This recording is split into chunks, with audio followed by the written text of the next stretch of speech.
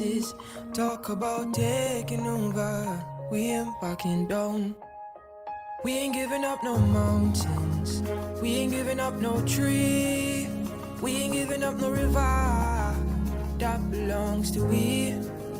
Not one blue sake, not one rice grain, not one caress, not a blade of grass. This land is all I know. We gonna make it somehow. We will bend like a bow and never break. Our fathers came here and they lived and died here, and we ain't moving nowhere. Make no mistake, 'cause we ain't giving up no mountain. We ain't giving up no tree. We ain't giving up no river. That belongs to we. Not one blue sake, not one rice grain, not one caress, not a blade of grass. We love the open country of the Rupununi and the Essequibo. Take time on it, though we may criticize it. This is our own, we love it, and we need to keep it. We have that right, so we ain't giving up no mountain. We ain't giving up no tree. We ain't giving up no river. That belongs to we. Not one blue sake, not one rice grain, not one caress, not a blade of grass. So we ain't giving up no mountains. We ain't giving up no tree. We ain't giving up no river. That belongs to we. Not one blue sake, not one rice grain, not one caress, not a blade of grass.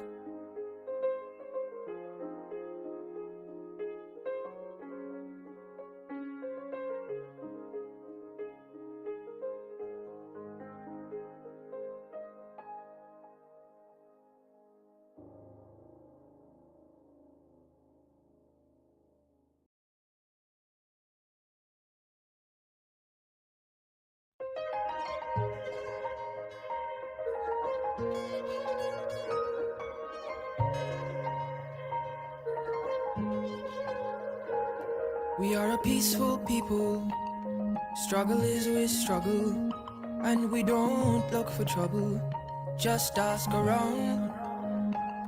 But when outside faces from foreign places talk about taking over, we ain't backing down. We ain't giving up no mountains. We ain't giving up no tree. We ain't giving up no river. That belongs to we. Not one blue sake, not one rice grain, not one caress, not a blade of grass. This land is all I know. We gonna make it somehow. We will bend like a bow and never break. Our fathers came here and they lived and died here, and we ain't moving nowhere. Make no mistake, 'cause we ain't giving up no mountain. We ain't giving up no tree. We ain't giving up no river. That belongs to we. Not one blue sake, not one rice grain, not one caress, not a blade of grass. We love the open country of the Rupununi and the Essequibo. Take time on it, though we may criticize it. This is our own, we love it, and we need to keep it. We have that right, so we ain't giving up no mountain. We ain't giving up no tree. We ain't giving up no river. That belongs to we. Not one blue sake, not one rice grain, not one caress, not a blade of grass. So we ain't giving up no mountains. We ain't giving up no tree. We ain't giving up no river. That belongs to we. Not one blue sake, not one rice grain, not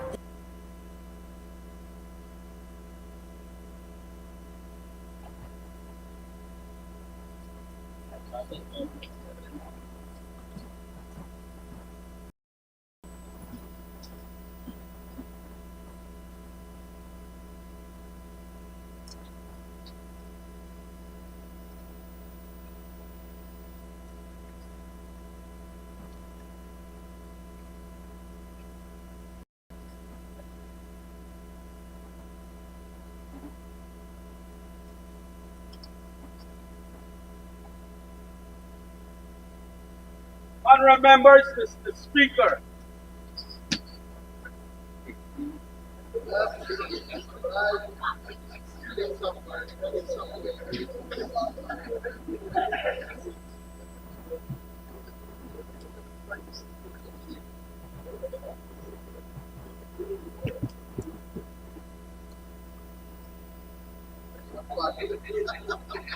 Honorable members, I declare this 99th sitting of the National Assembly of the 12th Parliament of the Cooperative Republic of Guyana to be duly constituted and in session. The clerk will lead us in prayers. Almighty God, we are here gathered together, do most humbly beseech thee, to guide us in all our consultations, so that we may together build a land where knowledge is free, where the mind is without fear, the head is held high, and where words come from the depth of truth.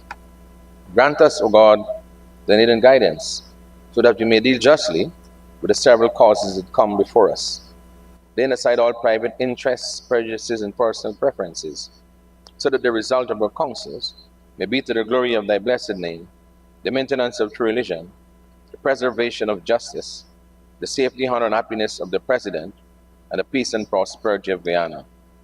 Grant us, O God, the vision so to lead, that all the people of this fair land may enter into that state of brotherhood and unity, where the mind is led forward by thee into ever-widening thought and action. Thank you. Please be seated.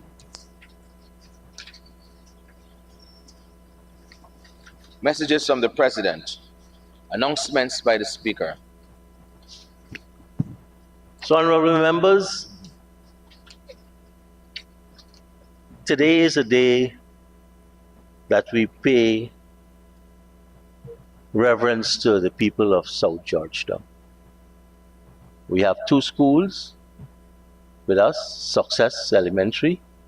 Though they are in Eccles, they started in the southern part of our city.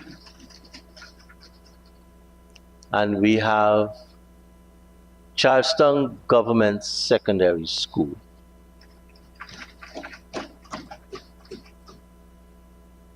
And several of our members of parliament here are from or came through Charlestown Government Secondary School.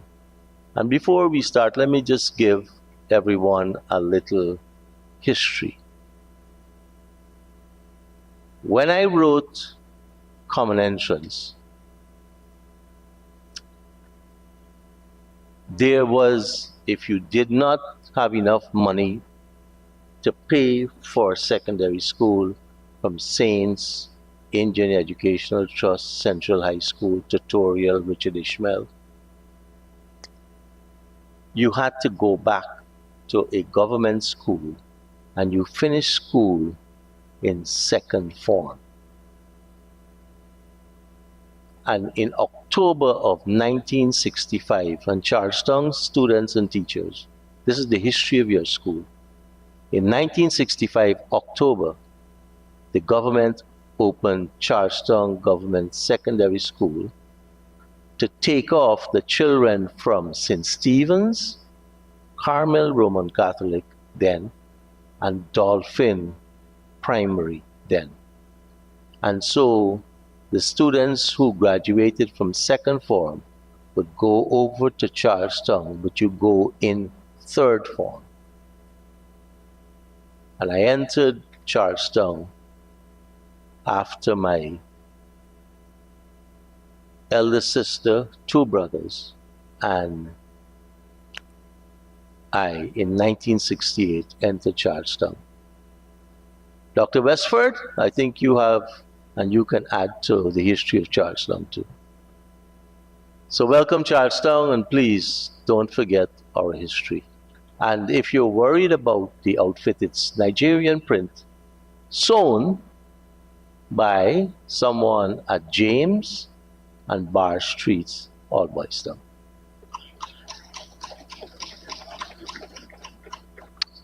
Mr. Clerk, Presentation of I will share the petitions. contact number, sorry. Presentation of papers and reports, etc. Reports from committees. Oral questions without notice. Questions on notice.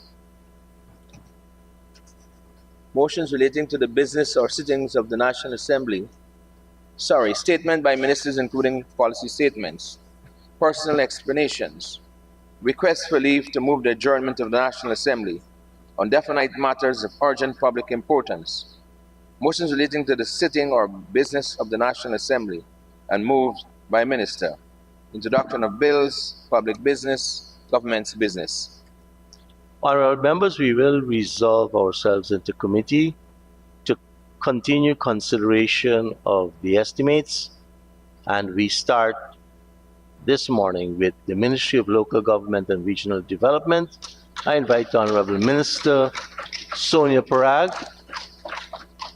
and her team to take us through first her agency and then the regional allocations.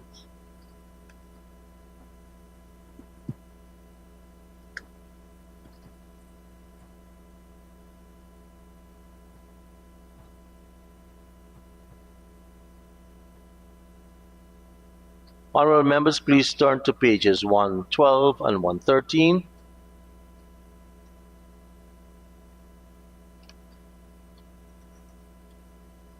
And I propose the question that the sum stated for Agency 13, Ministry of Local Government and Regional Development, Program 131, current expenditure. And I propose the question that the sum stated herein stands part of the estimates. Honourable Member, Mr. Mahito. Thank you, Comrade Chairman, and let me say a pleasant good morning to everyone, and join with you, sir, with your leave, to welcome the students of Success Elementary and Charlestown Secondary.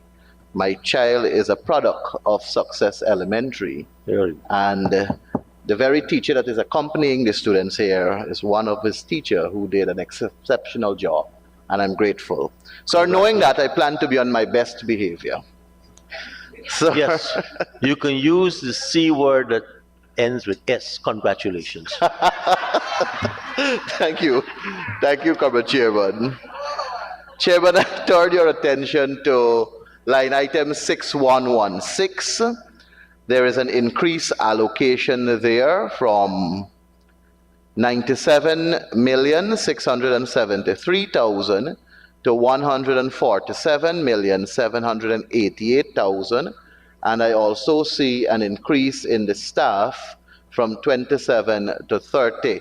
May I ask the Honourable Minister for the designation and salaries and benefits of the 3 new contracted employees? Honourable Minister. Thank you very much, Mr. Chair.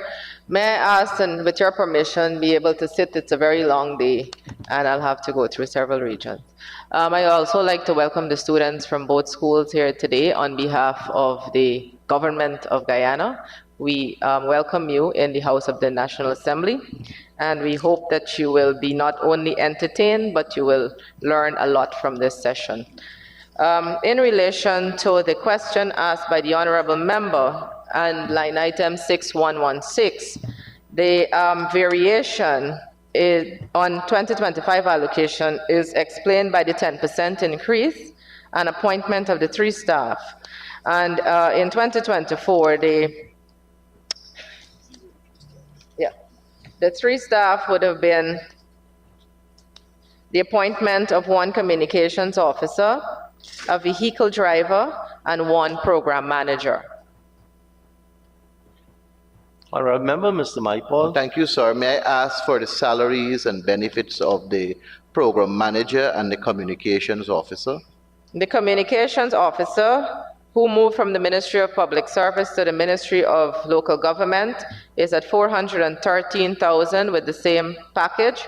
And the program manager moved from the Guyana Online Academy of Learning to local government at the same package, 462.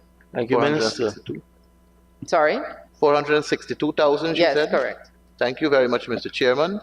Mr. Chairman, may I turn the Honorable Minister's attention to line item 6284, other? Go ahead. There is an increase there from 14,771,000 to 26,826,000. May I ask the Honorable Minister, what does the increase cater for? Minister? Thank you very much, Mr. Chair and Honorable Member. This would account for provision for placement or procurement notices, advertisements. It's the advertisements on the television, the radio programs. You have identification cards for replacement of new IDs for staff at the ministry, as well as provision for marking of additional assets procured under the ministry's portfolio. We have provision for the renewal of domain. We have provision caters for the purchasing of office-related software to carry out operations. Thank you, Minister. Thank you very much, Mr. Chairman. Mr. Chairman, may I have a follow-up on that same line? In last year's answer for the expenditure of the 14,771,000, that also catered for the new ID cards for staff, for ministry staff. Am I to understand, sir, that that project did not happen last year and is now catered for in this year's budget? Minister? Mr. Chair, it's our yearly renewal of the ID card, so we would have to do it again this year. Member Mahipal? Honorable members, I now put a question that the sum stated for program 131, current expenditure, stands part of the estimates. Those in favor say aye. Those against say no. Ayes have it. The sum stated stands part of the estimates. Honorable members, let us turn to pages 114 and 15.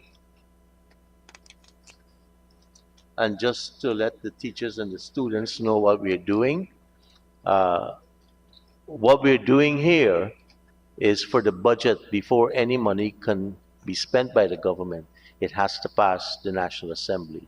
And we are now doing the expenses, which is in the budget by the Honorable Senior Minister of Finance and the Public Service has prepared, and we have to pass it. If there is a no vote with the majority, then the expense cannot be incurred by the government. And so members will ask the minister questions to justify the expenditure. Honorable members, I now propose the question that the sum stated for program 133, regional development, current expenditure, stands part of the estimates. The Honorable Member, Mr. Mahipal. Thank you, Mr. Chairman. Mr. Chairman, I turn your attention to line item 6116, contracted employees. There's an increase there of 14 contracted employees. May I ask the Honorable Minister for the designation of those 14 and the first three in terms of highest in terms of their salaries and benefits? Honorable Minister.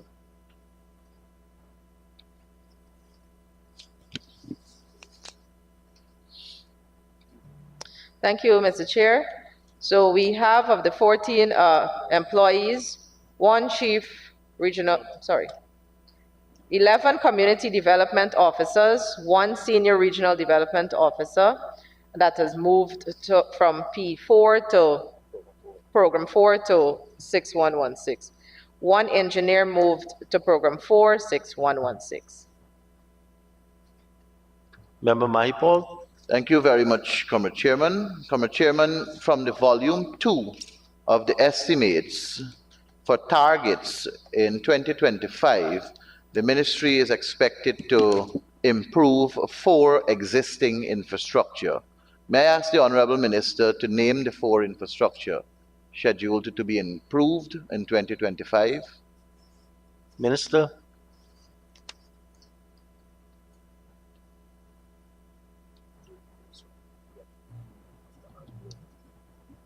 Thank you, Mr. Chair. So we have the border green, the border market, and we have a few more on board. Thank you, Mr. Chairman. Mr. Chairman, border market is one of the four. May I ask the name of the other three infrastructure that is Minister, listed in the program 2?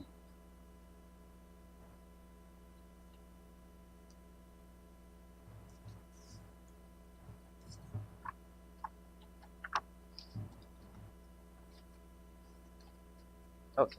So we have the border green, we have the border market, and it's under the Georgetown enhancement program, and we also have the East La Penitence market and drainage and All Boys Town. So it's actually in excess of.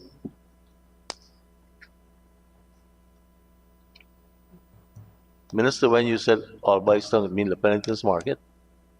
Yeah, okay. Though it's in all boys Mr. town, Chair, they- some people will call it All Boys Town and some will call it La Penitence, but yes, it's referring to the La Penitence market. So may I ask, and I heard the Honorable Minister saying that it falls under the capital project of, and when we get there, we will deal with that, the Georgetown Enhancement Program. But given that there is four infrastructure, and we have the border market, East La Penitence, or All Boys Town, and a drainage network, may I ask the Minister if the Stabrook market falls in the same area and the East Rumvelt market? Yes, yes, Mr. Chair, we have the rehabilitation of the Stabrook market as well as the East Rumbelt. Thank you very much, Mr. Chair. I think I'm finished there. I think Comrade Lawrence wants a question. Thank you. Honorable Member Ms. Lawrence. Thank you, Mr. Chair. Good morning, all. Mr. Chair, may I continue to sit? Yes, you may. Thank you. Honorable Minister, you said border market and you also said border green. Are you going to be working on both areas? And if so, what are you going to be doing?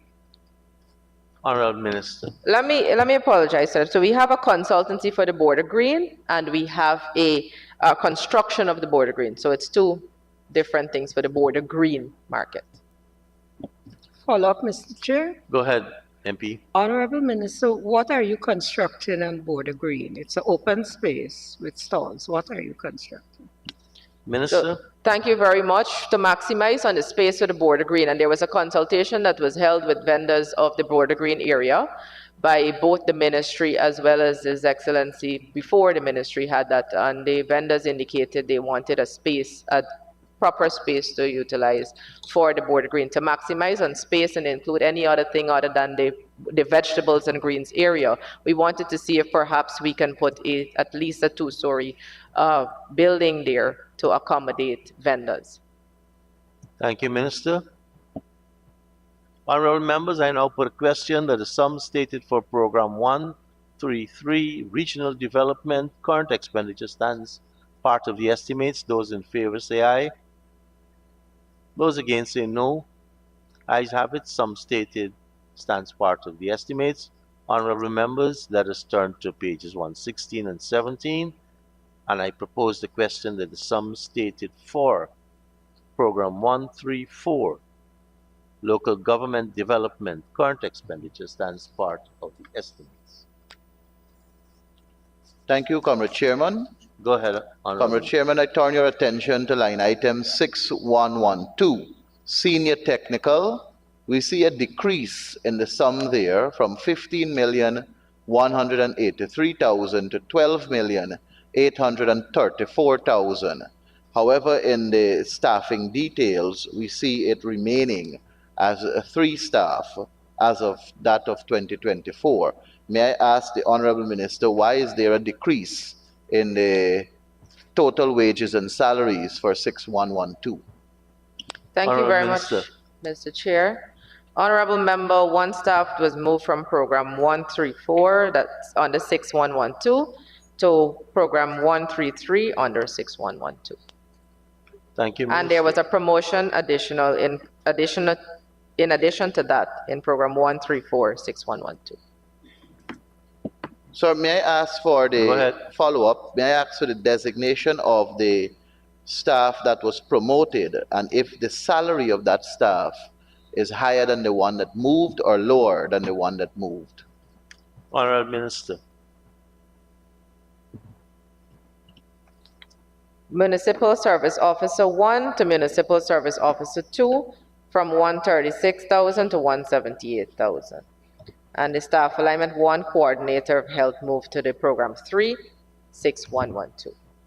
Thank you, Minister. Member Thank you, Mr. Chairman. Mr. Chairman, may I move to line item 6294? Yes. Other, there's an increase from 1,342,962,000 to 1,612,962,000. Sir, I am aware that this line caters for the operational expenses for our landfill sites. May I ask the Honorable Minister to disaggregate this sum and specify the amount that will be spent at each landfill site in Guyana? Minister. Thank you very much, Mr. Chair. As you know, solid waste management has been a burning issue throughout the country, and we wanted to be able to create that space. And the government has actually, although not the mandate of the Ministry of Local Government, but it is through the rates and taxes from any municipality or NDCs, and the honorable member would know this as well, that these, either for the space for disposal or for garbage collection, is usually the mandate of these LDOs. But the ministry taking it upon itself, based, and again, on consultations and outreaches with various groups of persons and the densely populated communities, the ministry had started to create that space in terms of landfill sites to accommodate the disposal of garbage. And it is a rather, I think it's development in any community to be able to, when you're creating new schemes, and especially when these schemes are very populated, that you have that designated area for the disposal of garbage. And so with the ministry and thankfully the investment of the government as well as the Minister of Finance, ensuring that we are well equipped financially to contribute to this, we have several landfill sites that are in operation. From 2020 to 2024, we would have created 13 landfill sites across the country. And just last year, we would have been able to give a very nearby region, such as Region 5, the opportunity to have a landfill site for the first time in Blairmont, Region 5, to accommodate the disposal of garbage. And so these sites, we have to cater for the operation of these sites after they're created. And then you would have rollovers, multi-year operational rollovers for these landfill sites. And that would include the Luziknan municipal landfill, Lete municipal landfill, Bartica municipal landfill, Rose Hall municipal landfill, 5263 municipal landfill, Caracara municipal landfill, Zorgenvleit in Region 2, Enterprise East Kanji, Carivaton, Bellevue, Blairmont, Esplanade, and then we have on board, we want to be able to create new landfill sites in 2025. And so we will have the operation services of Hags Bosch, Luziknan. These again are those from before: Esplanade, Madia, Nurni, Letem, Caracara, Zorgenvleit. This is in addition to rollovers. Now, we also cater for the waste management education awareness program that we really want to have that program be rolled out in a more robust way this year, because if we are going to be investing in solid waste management as we have been, and more substantially this year, we want to be able to, and we have the national cleanup exercises that is supposed to create a wave where you have the people in the communities, residents, taking responsibility for their own environment. We want to be able to carry out that education awareness on solid waste management in the communities. So while we're investing heavily through this program, and it will be also to create several new landfill sites in various areas, regions, such as region 1, 2, 3, 4, 5, 6, 9, and 10. We are creating new landfill sites in 2025. We want to be able to ensure that we also equip the local democratic organs with the capacity to contribute to the collection of garbage, the disposal of garbage, and to ensure that we have that education awareness on littering in the communities and putting bins in the communities, etc. Thank you, Minister. Thank you, Mr. Chairman. Mr. Chairman, a follow-up. Is it that the ministry is directly managing these landfill sites with their 26 employees, or is it that contracts are given out for the management of these landfill sites? Honorable The Minister. operations of the landfill sites are through contracted persons. However, the general oversight and supervision is still coming from the employees at the Ministry of Local Government. Thank you very much, Honorable Chair. May I ask the Honorable Minister to name the contractors that are associated with the existing 13 landfill sites Honorable Minister. and their contracted sum, sir? We don't have that entire list with us, and we do not want to be calling names right off of our heads right now, so that can become available. Thank you very much, Mr. Chairman. I will appreciate if the minister can also provide the associated sum to each one of these contractors for the 13 landfill sites. May I ask the minister further, sir, what is the period that they were contracted for each one of the landfill sites? Minister. 18 months for the smaller sites and 12 months for Hawksbush. So may I ask, sir, thank you very much, what is the beginning period for each one of the 13? So at least I will know when the 18 months and 12 months respectively comes to a close. Minister.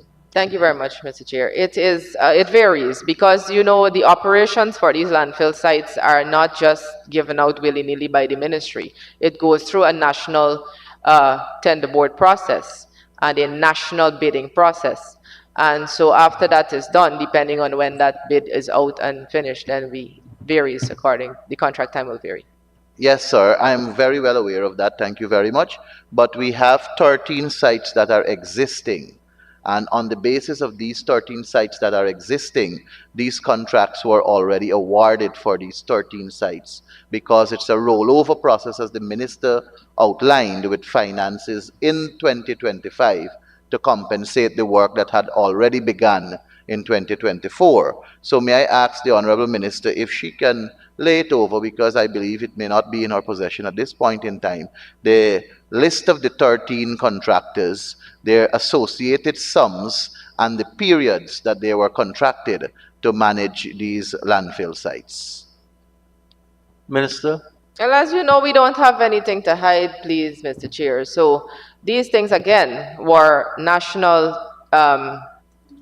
went through a national tender process, and they would have won their award through a fair bidding process. And so we have nothing to hide in terms of who have gotten landfill sites and have been operating. So we can make that information available. And what we also have, and I want to remind the Honorable Member, because I know he knows this information already, and I'm not sure why he wants it again, but this information is that you know that even if a contract period is given, say in August, you will definitely have a rollover in terms of that contract period going to the next year, if it's 12 months or 18 months, because it's definitely going to be the next year that's going to end.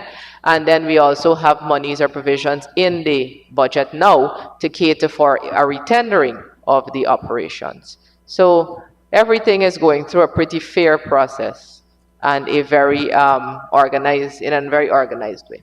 Thank you, Minister. Thank you, Mr. Chairman. I do agree that there is a tender board process that these projects go through.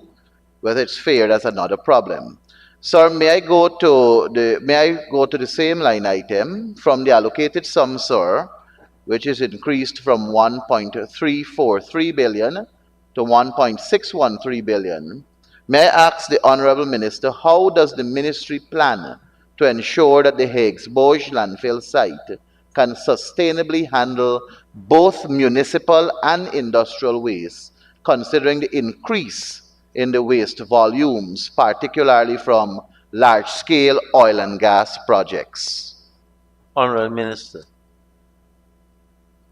Thank you very much. We are constructing a new waste cell, municipal waste cell, as well as a hazardous waste cell. May I ask if that is cell 3 or are you constructing another one, cell 4? Minister. One is cell 3, it's two separate things. One is a cell 3 and we'll have a hazardous waste cell, separate from that. So may I ask, cell 3 began construction last year, if I'm not mistaken. May I ask what is the percentage in terms of its completion at this current stage? Minister. It's about 95%, please, sir, completed. Thank you, sir. So is there any measure, sir, any specific measure, follow-up, in terms of preventing overcapacity within the year of 2024, noting that the Higgs-Bosch landfill site was expected to take off about 300 tons of waste, but it's handling somewhere around 700 tons. Minister. Right, so thank you very much.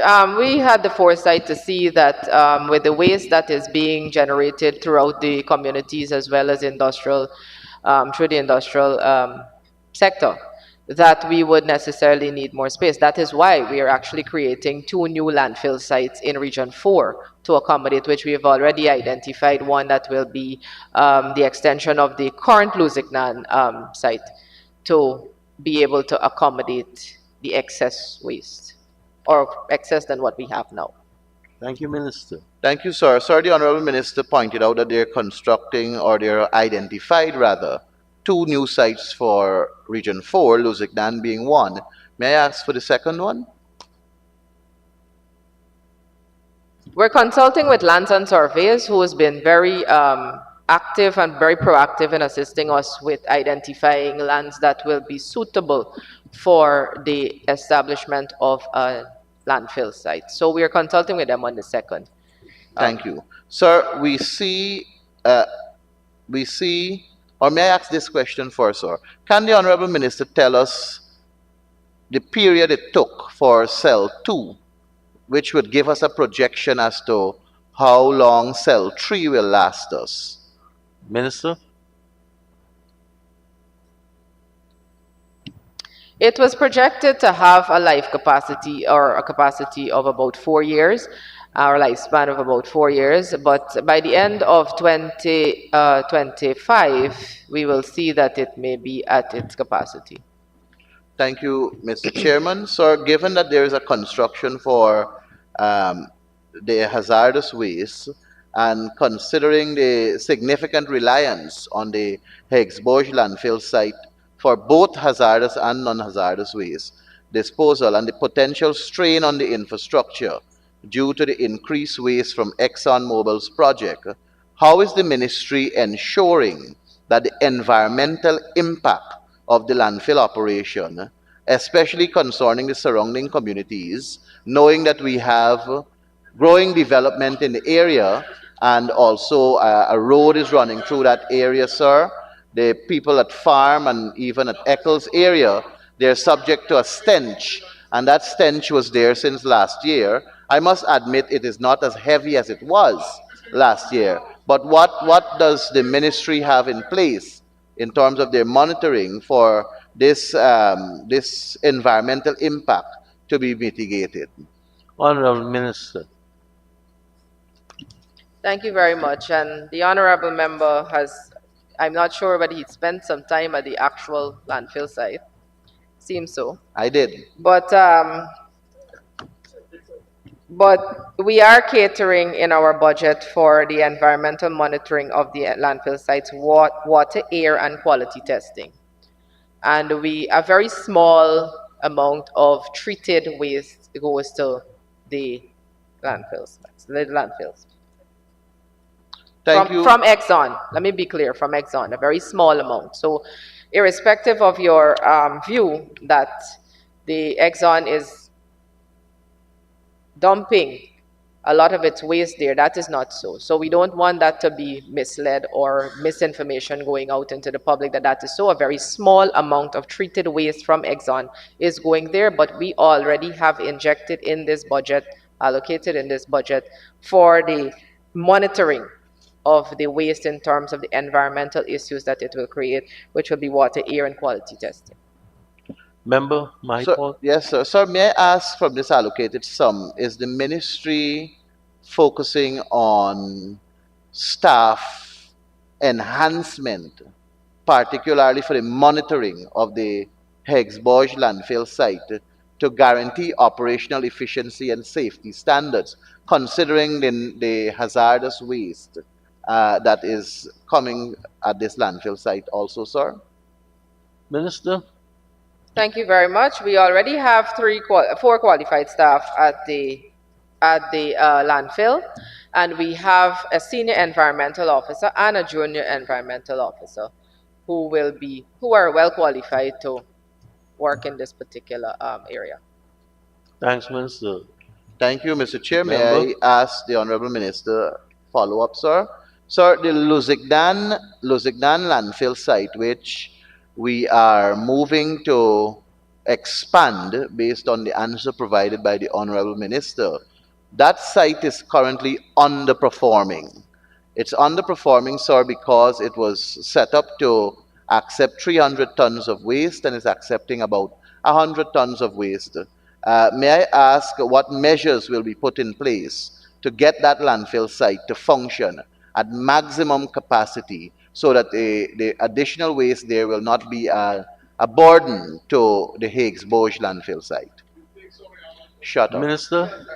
Well, I don't know that the Luzignan landfill site is underperforming. I mean, very often the ministry is in contact with the contractors to ensure that even if you do hear of something, that they rectify immediately. And I know they have been doing that, and I know that they have been in operations. Now, when I said that we are going to create a new landfill site, it's not adjoining the current landfill site.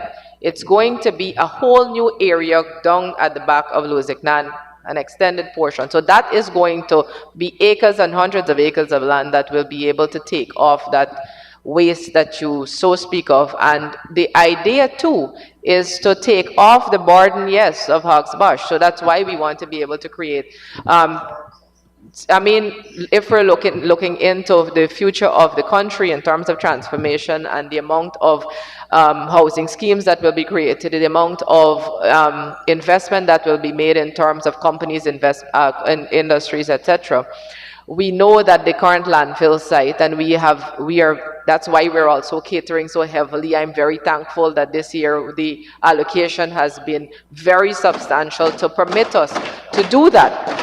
And so we are going to be able to create a large landfill site at Luzignan plus another area in Fort to not have the burden be carried by the Higgs-Bosch area landfill, as well as the current Luzignan landfill site will continue to be in operation at least for 2025, and then we will decide what to do based on the creation of the other one. Thank Sir, you, a Minister. follow-up. Honorable Member, Mr. Maipol. Sir, what is the Honorable tonnage? Member, Mr. Maipol, just allow me to let MP Dionarain Ramsarup to come in. He wants to follow up. MP, I have a follow-up to sir. you have the floor.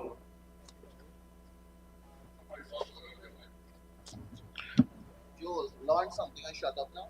You're all on MP Figuera, if you could take off your mic. Thank you. No, take. Yes, MP Ramsarup. Okay, Maipol, honorable member, you may continue. Thank you, Mr. Chairman. Chairman, Based on the answer provided by the Honorable Minister, may I ask what is the tonnage of waste Lusignan landfill site is supposed to take off per day? Minister?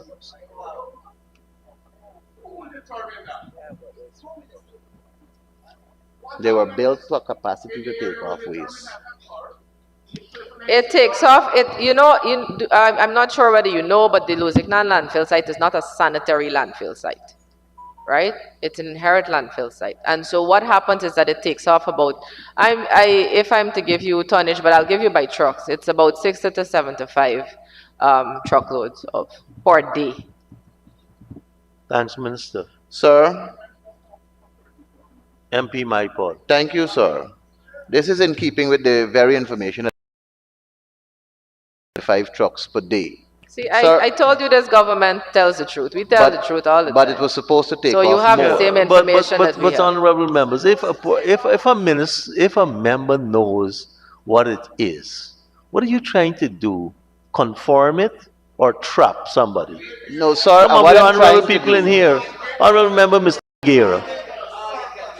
Thank you, Mr. Speaker. This is why I said earlier, I am sure the honorable member knew the answer to some of these things. So I'm not sure why he's trying to get what he's trying to get again.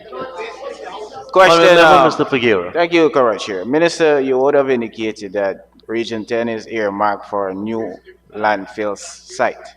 Has the site been identified already? And if so, where would that site be? Minister? Thank you very much, Mr. Speaker. We are working with NISIL and Lands and Surveys to identify that site, but there was a suggestion of a potential area at Aichuni, but we're having a relook at that. Because we want it to be within a distance, of course, that is reachable and be able to take off waste very easily, I mean, in terms of time span, and also away from residents and away from area that we don't want environmental issues. Would you be up to the idea of engaging the municipality as well as some local leaders who are aware of several potential sites of which such a land site could go? Minister? Well, I am advised by the staff that they did engage the municipality last year, which is 2024. But given that these agencies would have the ultimate say in terms of what land can be transferred, what we do have available, I think we start with them and then we can move towards that consultation. Thank you. Let's try MP Ramsurup again. You're online, sir. MP, we're not hearing your microphone. If it's on mute. It's on mute, sir. Go ahead. We're hearing you. Right. So the Honorable Minister mentioned several landfill sites that will be developed throughout the country. And my question to her, Mr. Speaker, is that does the ministry have a policy to convert these waste into energy? Because I know Guyana is going to be growing. There's a lot of waste going to come. And secondly, sir, those waste poses a threat to the water table on the coastal land because it is not wise to be dumping all this garbage in the open moor site. We have to come up with policies. So I'm asking if the minister have a policy in the ministry to, in the future or this year, as to convert those waste into energy. Honorable Minister. Thank you very much. So I'll start with a part of the question that's asking about the new landfill sites. So we do plan to have all the new landfill sites as a double liner landfill sites, and they will all be sanitary landfill sites. Then in relation to policy that is developed in relation to these landfill sites and waste to energy, the government has been looking and exploring. However, we believe that the private sector should invest in that, and we are looking to see who would be able to work along with the waste to energy project or facility. So it's not something that is outside of a discussion point. Thank you, Minister. Member Mahipon. Thank you, Comrade Chairman. Comrade Chairman, I'm moving to line item 6321, which speaks to subsidies and contributions to local organizations. Sir, may I ask the Honorable Minister from this sum if she can provide the salaries and wages, or the salaries and benefits rather, for the chairman and secretary of the local government commission? Honorable Minister. No, Mr. Speaker, I think, yes, last year this question was asked, and I also think that the honorable member, just like knowing the amount of trucks that were going into Luziknan, he already has that information and is now trying to get that information from us. But I'm not going to say what that information is today. But I can tell you that the budgeted sum for 2025 for the local government provision is made for the assistance to the Commission with recurrent charges to aid in their daily operations in order to carry out its function effectively, and that is 197,278,000. Thank you, Thank you, Minister. Mr. Chairman. Mr. Chairman, yes, I did ask the question last year, but it was not answered. And again this year, it is not answered. The salaries and benefits for the chairman and secretary. Sir, We have to distinguish between the answer you want to hear and the answer provided by the minister. I don't know where is right and wrong. Sir, may I have a follow-up, please? Go ahead. Thank you, sir. Sir, may I ask the Honorable Minister, when will the Local Government Commission be sworn in?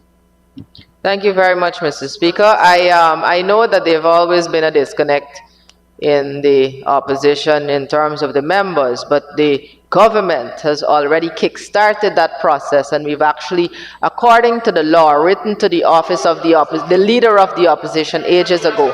So there was no response to it. Sir, for the record, the leader of the opposition responded to the letter and made the nominations of 3 members. And to date, there is no correspondence regarding the swearing-in ceremony. The question, sir, when will the Local Government Commission be sworn in? Thank you, MP. Mr. Speaker, I am going to reiterate my answer. The Minister of Parliamentary Affairs and Governance, who wrote to the office of the opposition up to days ago, stated that she did not receive a response from the opposition leader. I will not come to this House ill-equipped with information, please, sir. Thank you, Minister. Member Mahipol. Thank you, Mr. Chairman. Sir, the office of the leader of the opposition responded to that request, and I'm finished here with current. But I see my honorable colleague has a... Member Lawrence. Thank you, Mr. Chair. Mr. Chair, I would like to take the minister back to 6294 and ask the minister what is the present position with the Bellevue landfill site on the east bank of Berbice, and whether there is any allocation in this year's budget for further development and use. Thank you very much, honorable member. So there was a bridge that needed to be reconstructed before we started the operation. So that bridge has been reconstructed, and we're going to start the operations in 2025 for the Bellevue. Thank you, Minister.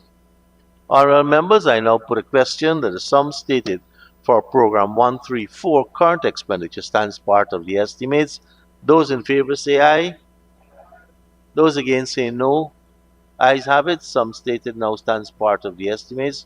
Honorable members, please turn to page 496.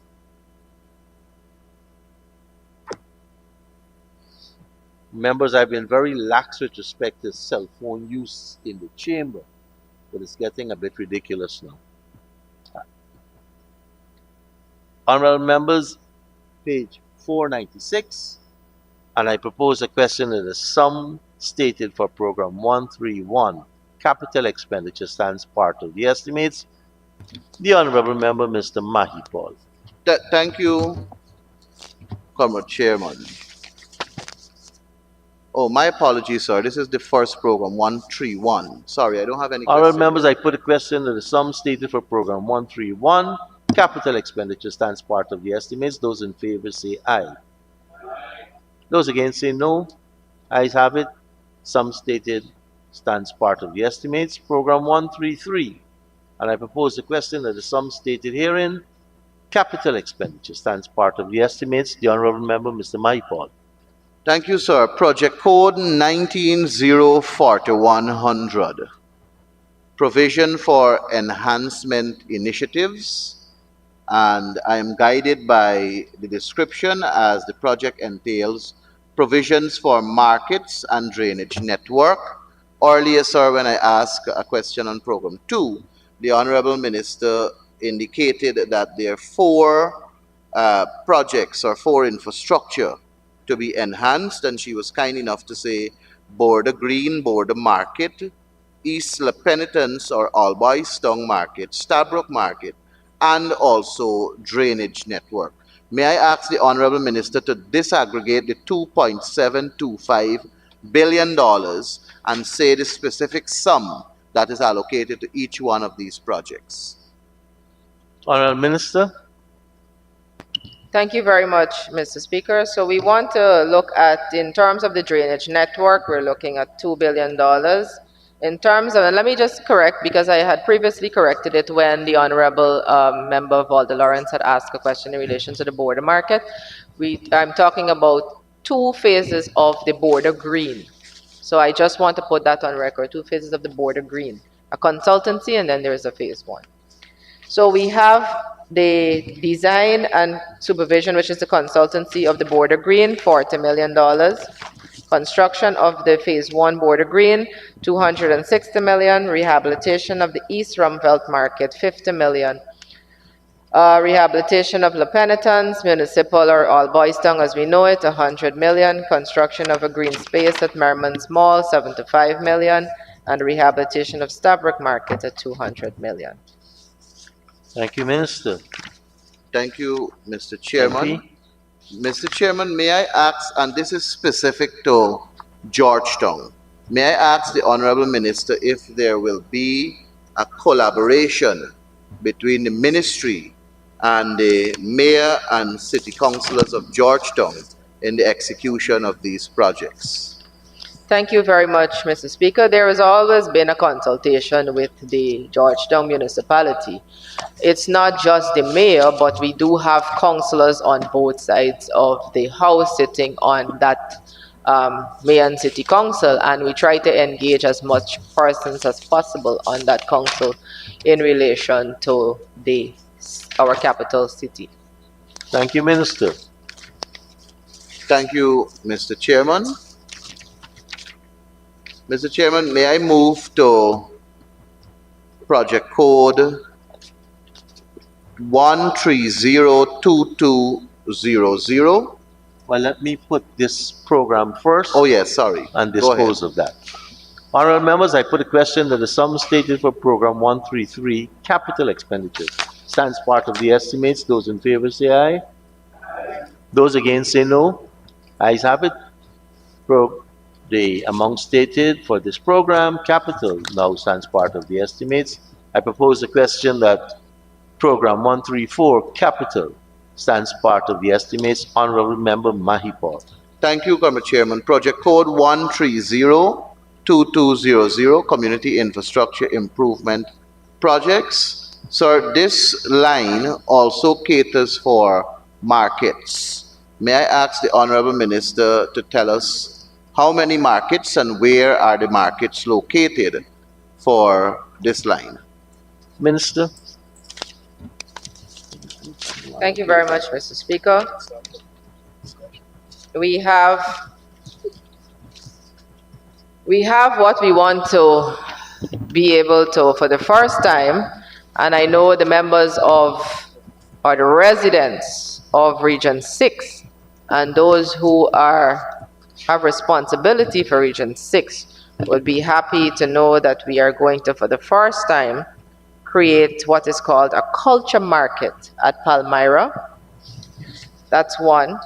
We want to be able to construct Port Kaituma Market, western section of Monrepo Market, rehabilitation of the market at Unity Mahaika, rehabilitation of Rose Hall Municipal Market, construction of Bath Market, construction of Rosignol Railway Line Market, design and construction of Anna Regina Market, rehabilitation of Port Morant Market, rehabilitation of number 79 Market, rehabilitation of Lethem Municipal Market.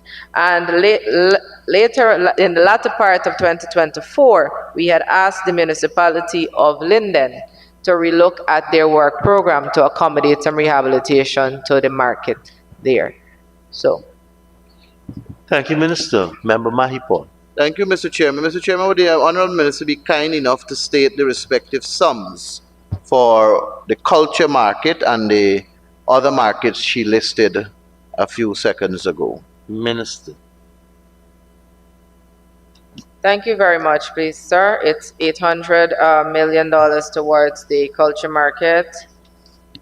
We have 100 million towards Port Kaituma, 200 million towards the western section of Monrepo, 75 million for the rehabilitation of the market at Unity, 50 million for the market at Rose Hall, rehabilitation, that is 75 at construction of Bath Market, 50 million for Rose Knoll Railway Line, 200 million for the design and construction. And I want to pause here, please, sir, with the construction of the Rose Knoll Railway Line.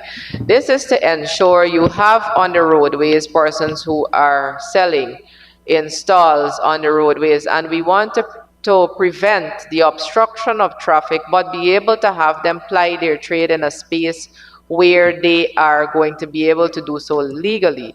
And so that's why we're creating this space to, one, take them off the road, but have them also be able to earn an income, continue to earn an income. We have the design and construction of the Anna Regina market. Now, that has been a market that has been there for as long as I was a little girl in Essequibo growing up and going to the Anna Regina market. And the honorable member, Mr. Mahipal, is also from Essequibo, and so he knows what that market looks like, and I'm sure that he's on board to agree that we can relook at that market. Thank you, Minister. Yes, sir. Sir, she hasn't concluded the sums. Yes, 200 million for the design of the and the construction of the Anna Regina. Port Morant Market, 30 million to relook at the rehabilitation of somewhat of the Port Morant Market. The number 79 Market, 180 million. Lethem Municipal Market, 40 million. Thank you, Minister. Thank you, Mr. Chairman. Mr. Chairman, we see the Monrepo market reappearing, and this time it's for phase 2 of the operations at Monrepo Market. So may I ask the Honourable Minister a follow-up question? How much money in total, with this $200 million for 2025, would we be expending for the Monrepo Market? Minister. It's about 888 million, please, sir. Thank you, Minister. But the Monrepo Market has a good stretch of a building plus of a structure plus the stalls. So it is to accommodate, it has a number of vendors there, please. Or as you would know, as many persons who would go on a Saturday morning early at Monrepo would know. Mr. Chair, a follow-up, please. Sir, the Parika Market, vendors are asked to do the electrical work themselves within the respective stalls.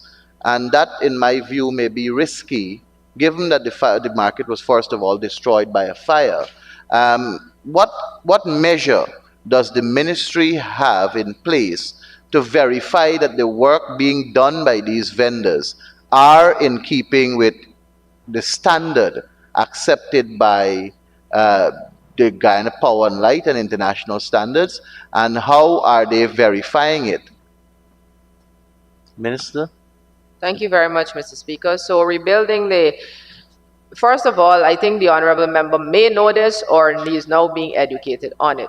But in relation to all the markets that are being built by the Ministry of Local Government, the contracts will include electricals to the point of giving them the access to that power, right, from the wire that you will put into each stall or wherever their stall is designated to be or the area is designated to be. Now, beyond that, whether you're at the Parika market, whether you're at the Skeldon market or any other market, you still have to engage the Guyana Power and Light. The ministry also, in collaboration with Public Works, we do collaborate to ensure that there is a monitoring mechanism when they are establishing these circuits and so on, to ensure they have the electricity, as well as the Guyana Power and Light they are there. I know for a fact they were there at Parika because we engaged them directly to be there. Now, the other thing is in relation to fire prevention methods, the materials that are being used now to construct a market such as the Parika market, and you will not have that with every single market, because some will be like the Lenora concept, which is an open shed, so you won't have all of these walls, but you will have your stalls. And so with the Parika market concept, we are ensuring that the materials that are being used are more user-friendly and safer for the vendors, because I mean, definitely if we're investing in this, we don't want a fire to happen. We don't want them to have to lose, as well as we don't want to lose in terms of the investment. So it just makes sense that we are encouraging the contractors and checking on them to make sure that they use these materials that are user-friendly. Thank you, Minister. Thank you, Member Mr. Mahipur. Chairman. Mr. Chairman, may I ask the follow-up? May I ask the Honorable Minister, what is the status of the market behind the GCOM building at Hydroni, where there is a big shed, basically, but no movement for months now in terms of work being done or any advancement that I see? May I ask for an update on that market? Right, so thank you. I'm not sure whether you took a walk down there, because I did. Well, maybe you took a walk down there. You probably didn't drive, because what happened is that the actual market is completed, and we, in a very short space of time, we had a lot of movement to get that market finished, and we did.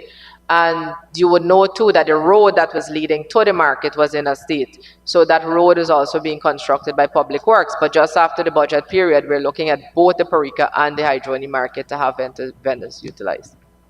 Sir, Thank may you, I Minister. ask, with your permission, what was the cost for the Hydroni market? All right, Minister. Given that it's completed, sir, the total cost?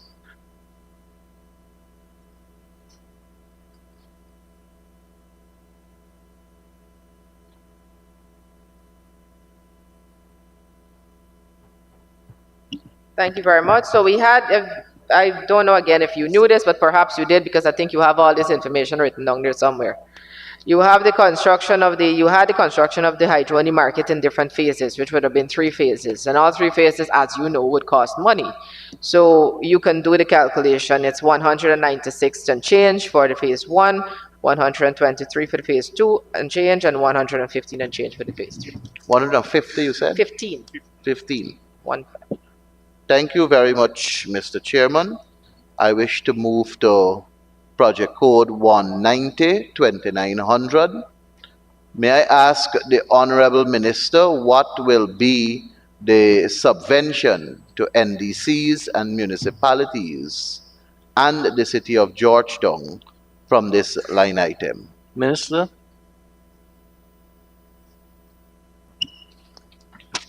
The sum of subvention that will be given to the municipalities will continue to be $5 million, but they're also given a NDCs is grant, 5 the million. NDCs, but they're also given a grant, which we did in 2020, since 2021 to 2024. And that grant would have amounted to, and the honorable member can make checks to all NDCs, inclusive of those not being in control by the government, but in the opposition hold on those NDCs. They've also received that grant, and that is taking them up to about $9 million to $10 million per year. So we will continue with that, as well as the Georgetown, $30 million we have allocated, New Amsterdam 18, Linden 18, Anna Regina 18. And you can appreciate, because Georgetown is the capital city, we're giving them more than the other municipalities, right? And not to mention, though, that all of these NDCs, well, to mention rather, all of these NDCs and municipalities are also being assisted by the central ministry. So in addition to their subvention that they are controlling based on their work plan, we are also equipping them. For example, in 2025, we will be equipping all NDCs and the municipalities with compactor garbage trucks. We will be equipping the NDCs with bins, and the market areas such as border market area will get a compactor bin. And we are looking at places like densely populated areas like Monrepo and so on. Now, the bins will also be given to the communities. In addition to that, the Honorable Minister of Finance and myself would have, and Minister of Home Affairs would have been present at the fire station on Mandela very recently, where 40 firefighting mobile vehicles were procured and are here to be distributed to several NDCs across the country, equipping them with a first response mechanism that will directly be able to benefit the community, so that we don't have to have a fire truck being called from 3 villages away to come down and so on. And so, plus, we are also building the capacity of the NDCs with putting in auxiliary firefighting officers. So these are things that they are getting besides the subvention, but will be heavily to the benefit of the residents in these communities and these municipalities. Thank you, Mr. Chairman. The subvention of 5 million for NDCs, 30 million for Georgetown, 18 for New Amsterdam, and 18 for the rest of the municipalities. That is what was there since 2017. And the grant that is there, I heard the Honorable Minister saying that the grant for NDCs will take them, some of them to $9 million and some to $10 million for NDCs, depending on their work program. Are there grants for these municipalities and the city of Georgetown also? And if so, I know it will depend on their work program. May I ask if there's an amount that is for these municipalities and the city of Georgetown? Yes, but there is no amount that I can tell you at the moment. Remember, they have none of the municipalities, and we're encouraging them like right now to submit their work programs, so that we don't have a lapse in time, so to speak, during the year where we are going to have to wait to be able to give out subvention. We don't want that. We really don't want that. We want the communities to be able to move forward, the LDOs to move forward in terms of what they in terms of benefiting the community from these subventions. But they have to be able to do so now, and then we will consider based on that the grant. But each LDOs will receive their subvention in full early in the year. Thank you, Minister. Thank you, Mr. Chairman. Mr. Chairman, I want to move to project code 3600-300. Go ahead. So may I ask the Honorable Minister, what equipment and for which landfill site will we be procuring new equipment? I'm assuming new equipment. Minister?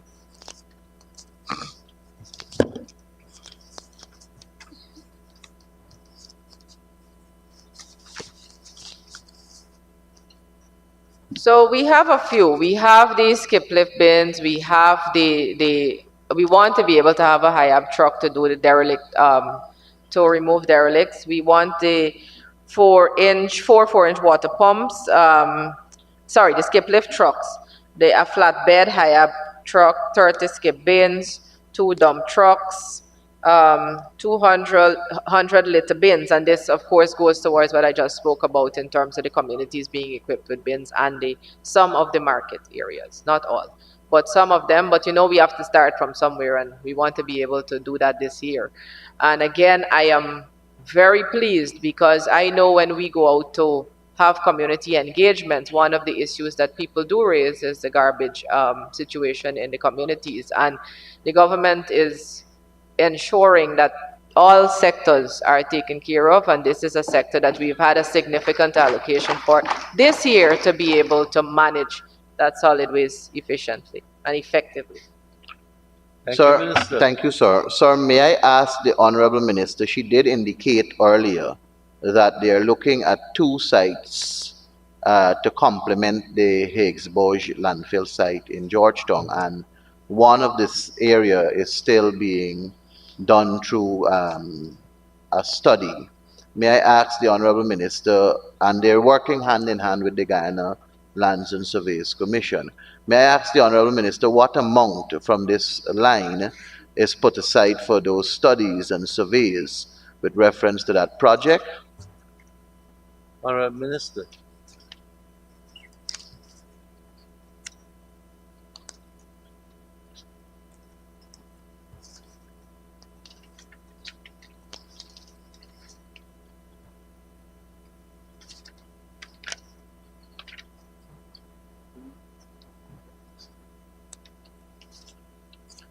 One of them is for the 25 million and change.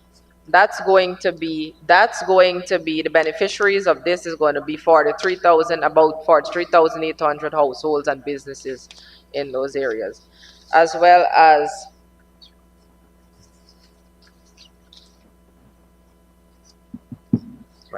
and most of the, which is what I definitely thought, the construction of most of these will include that particular, well, you know, you love a study, but we want to be able to say that we are ensuring that what we're doing is going to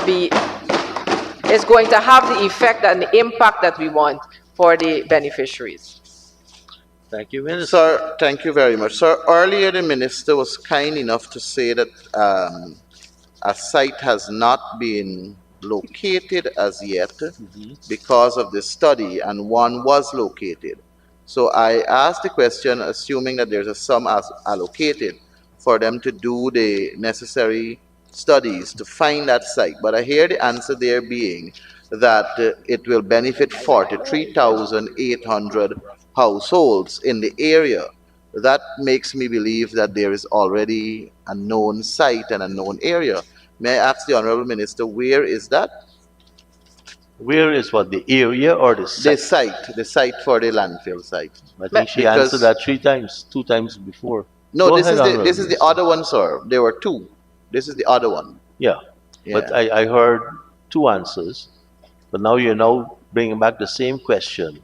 For the area might be Sue's Dyke to Diamond, but where the site is a different story. Honorable Minister, you have an opportunity to give us a third answer.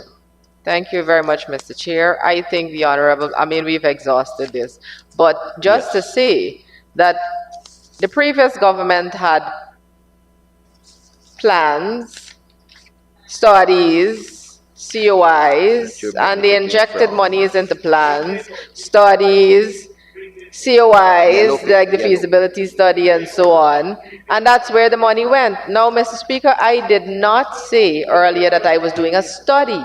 I said there was a collaboration with the Lands and Surveys Agency to identify an area that is suitable for the second landfill site. I also said that site has not been identified as yet. So we are still in talks and discussions rather than a survey or study at the moment. And we are still in talks of getting that. It's a topographical identification. It's not what they injected money into. So I hope this answer is the final answer for this question. That for me it is, please, sir. He has another. Thank you. Another 24 minutes to go on this head. Thank you, Mr. Chairman. Sir, that does it for me for local government and regional development, and I want to thank the Minister and her staff for the questions that they have answered. Mr. Chair. Honorable Member, Ms. Lawrence. Thank you, Mr. Chair. Could I take the Minister back to line item 1902900, Project Development and Assistance? And you did mention that apart from the subvention, that the municipalities and NDCs receive a grant. Is this grant specific? Do your ministry say to these entities that this grant is to be spent, let us say, on salaries or on removal of garbage? Is it specific? Minister? As I said before, please, sir, that we asked the municipalities and the NDCs to submit a work program. Because look, if we are going to invest money, we have to know that the money is going towards the benefit of those who are living in those areas and will see the benefit from the municipality in that way.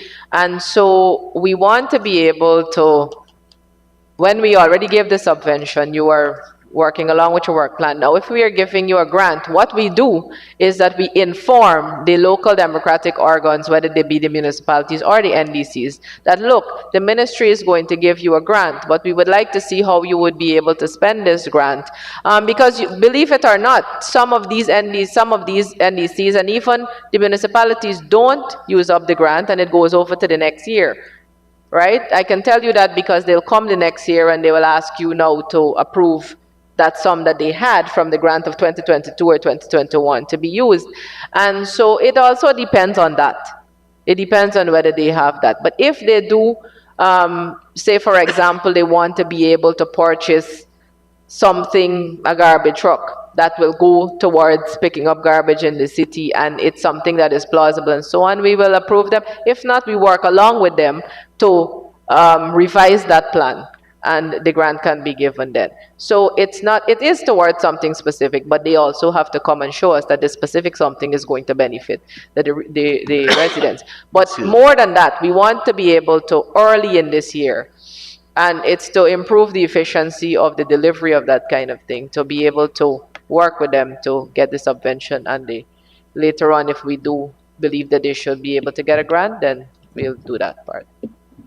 Honourable Minister, thank you very much. Honourable Member, Ms. Lawrence. Thank you, Mr. Chair. Mr. Chair, can the minister turn with me to line item 1904300? It speaks to regional economic transformation, and the legend says projects entails provision for community-driven entrepreneurial interventions. One, could the minister state whether this is in all the regions, whether it is done through the municipalities and the NDCs, or whether this is a program that is run by the ministry? Thank you. Honourable Minister. Thank you very much. It is a program that is run by the ministry. It spans across all 10 administrative regions, and we specifically ensure that there is gender equality in relation to this particular economic transformation program. Thank you, Minister. Honourable Follow up, Ms. Mr. Lawrence. Chair. Mr. Chair, could the minister kindly indicate whether communities can put forward projects, or whether the ministry has a program of things which they would be catering for within the year? And how is it that this program is rolled out? How do you roll it out? Honourable Minister. So it's a program that is ensuring the development of persons who have, I don't want to say small businesses, but is on the verge of starting their entrepreneurial career and want to be self-employed. And so what happens is that if you have a small shop in a community, and the community can put that forward, right, or the person themselves can approach the ministry, and if they do have small shops, for example, in Sophia, we would have been able to work with about 100 persons in Sophia, and the Honorable Minister isn't here, Minister Kwame McCoy, and so on would know this. We were able to work with about 100 persons in there who are starting up these small businesses and small shops, and so we are able to move them from one level to the next with this. Thank you, Minister. Honourable members, I now put a question. Sir. Honourable member, Mr. Vince Roy Jordan. Thank you, Mr. Chair. Mr. Chair, could the Honourable Minister just a follow-up back on 1902900? be kind enough to lay over for the year 2024 that which was expended in Region 5 by NDCs, the grant and not the usual subvention, and also be kind enough to give us what will be given to Region 5 for 2025. And can you at the same time confirm whether all NDCs in Region number 5 would have received that special grant, and what was the total amount expended based on the special grant for Region 5? So what I will tell you is that we can lay over that we have given the NDCs all of their subventions in Region 5. All 70 NDCs received in full their subvention for 2024 plus a grant. And the NDCs in Region 5, in terms of what you're asking, if what we're giving is to the region or to the NDCs? Because you're asking 2025 for the region. No, I'm specific NDCs in Region 5. They will be getting their grant, their full subvention. Sorry, their full subvention of $5 million. Mr. Chair. And then we will work with them in terms of the grant. If Mr. there Chair, is a grant. what I did want to know also, Minister, is the amount that was spent in 2024 based on your allocation and what you would have spent. Remember, let me just stop you there. Laid over, sir. That's what I was asking. Please. Not for it to give me. Last year expenditure, we're not examining. We are examining the expenditure for which this line item is catering for in 2025. Thank you, Chair. You can always pose a question to the minister in writing. And to say, sir, what is the total amount to be given to the region for the NDCs for 2025? You have 10 NDCs and in Region 5, and they will be getting $5 million each as their full subvention. So 5 multiplied by 10. No, Minister. Honorable Minister, just 1 second. Mr. Jordan, am I hearing correct? You're asking if this money is given to the region to give to the NDC? Mr. Because Chair, that's what you said, right? Mr. Chair, I was specific, not the substanding subvention, but the grant, not the standing. I know the subvention is $5 million for NDCs, but the grant. Okay. Because the grant would vary, the minister said earlier, based on the work program. Correct. And so that's what I'm asking for, because I can't determine the grant. Honorable Minister. Thank you. Let me just say, the grant is not an entitlement. The subvention is, but they both come under the subvention program. But what we have been doing is to further equip them financially. We have been asking them, look, submit a grant. We know that you would need to be able to do XYZ in the community. We want to be able to help you. And so this is the approach that we have taken. Now, what we have also found is not all of the NDCs have expended their grant from a previous year. So it doesn't necessarily mean that you will get $4 million or you will get $5 million again. So it's, we have to be able to look at it logically too, because you are, again, investing and expending monies in them. But again, we want to be able to work with the NDCs to get them to a place where they can carry out their functions as is in the communities. Thank you, Minister. Quite clear. Honorable members, I now put a question that the sum stated for Program 134, capital expenditure, stands part of the estimates. Those in favor say aye. Those against say no. Ayes have it. Sum stated now stands part of the estimates. Honorable Minister, we thank you and your staff for taking us through. Thank you very much, Mr. Chair, and I'd also like to thank my staff of the Ministry of Local Government who have been working very hard for the last year, at least that I've been there, and I'm sure before, but that have worked really hard to put together our programs and execute those programs. Thank you. Thank you, Minister. Minister, we went through your agency with a few minutes to spare, 24 minutes. You may want to ask, if they're not here, some of your other regions that you have to defend, to look at the timing. Because yesterday we had a situation where we suspended for PM. Thank you very much, please. I invite you now to have your staff for agency 71, region number 1, Barima Winey, to join you as we consider the expenditure allocated for this agency.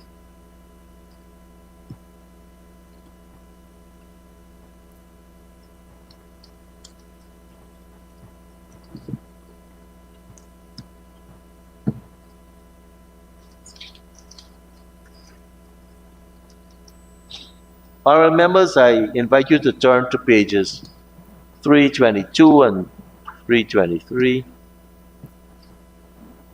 And I propose the question that the sum stated for program 711, current expenditure, stands Yes. part of the estimates. The Honorable Member, Mr. Cox. Thank you, Mr. Chair. Mr. Chair, let me first of all say good morning to members of the National Assembly, to the Honorable Minister of Local Government and Regional Development, and the members of the RDC from the Borima-Waini region. Mr. Chair, I have one question on this program, and it's for on line item 6116, contracted employees. Staffing details shows an increase for 2025 by 20 contracted employees. And there is also an increase of about $34 million. Could the Honorable Minister give the designation of the most senior person, maybe the 5 most senior persons under this line item? And if she could probably state as well how this increase will enhance the human resource capacity under this program. Thank you. Thank you very Minister? much. Sorry. Thank you very much, Mr. Chair. Thank you, Honorable Member. We do have a number of persons on board, the administrative staff that will definitely assist in terms of the execution and implementation of the programs in the region. And we have an assistant regional executive officer, and is perhaps the highest. And that person will be earning $208,000 of those persons that are employed, so newly employed. You have senior personnel officer, district development officer, community liaison officer, stores clerk, administrative assistant, handyman, clerk 3, and those will definitely enhance the capacity of the administrative staff. Thank you, Minister. Honorable Member. Thank you very much, Mr. Chair. Just a follow-up. Go ahead. So is the Honorable Minister saying there's an addition of an assistant to the REO? I know there's one in Port Kaituma, there's one in Moruca. Well, Matakai and Moruca. Is there a new one in addition to those in Mabruma? Honorable Minister. This is to give support to specifically barometer, please, sir. So, you know, barometer, I mean, you know Region 1 fairly well. And, you know, barometer is a very vulnerable community. And so we wanted to give an extra, some extra assistance in that community to develop the community and manage the community well. Thank you, Minister. Honorable members, I now put a question that the sum stated for program 711, current expenditure, and I put the question that the sum stated herein stands part of the estimates. Those in favor say aye. Those against say no. Ayes have it. Sum stated stands part of the estimates. Members, please turn to pages 324 and 325. And I propose the question that the sum stated for program 712 stands part of the estimates. The Honorable Member, Mr. Cox. Honorable members, I now put Honorable Member, Mr. Cox. Thank you. Thank you, Mr. Chair. Mr. Chair, on line item 6116, again, contracted employees. In 2024, it was nil, and in 2025, an increase by 10. So a similar question. Who are these in terms of the designation and their specific roles in this program? Thank you. So thank you very much. Go ahead, And Minister. sorry, Mr. Chair. To ensure that, again, we are able to carry out to execute and implement the programs that we have, we need to have certain labor skills and certain skills. So why you will see it going from nil to 10 and then 10 again in 2025 is that we've had 5 laborers, 2 clerk of works, 1 equipment operator, 2 staff transitioning from the line item 6117 to 6116. And we've had a carpenter and a heavy duty vehicle driver. Thank you, Minister. Honorable Member, Mr. Cox. Thank you very much, Mr. Chair. Mr. Chair, under line item 6251, maintenance of roads, could the Honorable Minister state whether or not provisions under this line item is made for the Barabina Road? I know Barabina had several challenges over the years. Honorable Minister. Thank you very much. So we have, under the region, we don't have Barbina, but I would want to, but Public Works, the central ministry will be looking at that. Thank you, Minister. Member Thank you. Cox. Thank you, Mr. Chair. Follow-up question under the same line item. What about 1 mile Orinoco and 4 mile leading on to Train Line Road? Any provision under this line item for those? Thank you. Those Minister. are also from Central Ministry Public Works, please. Thank you, Minister. Member Cox. Thank you very much, Mr. Chair. Could the Honorable Minister state then 3 roads in Mabruma and possibly 2 in Maruka that are catered for under this line item? Thank you. Minister. So what we have is in Maruka, and we will be doing repairs to the gravel surface road for Parakeet, for Kamwata, for High Maruni, and for the surface road at Chinese Landing. Thank you. My final question under this program is maintenance of other infrastructure for $23 million. In Port Kaituma, to be specific, what are the other infrastructures will be catered for there? Minister.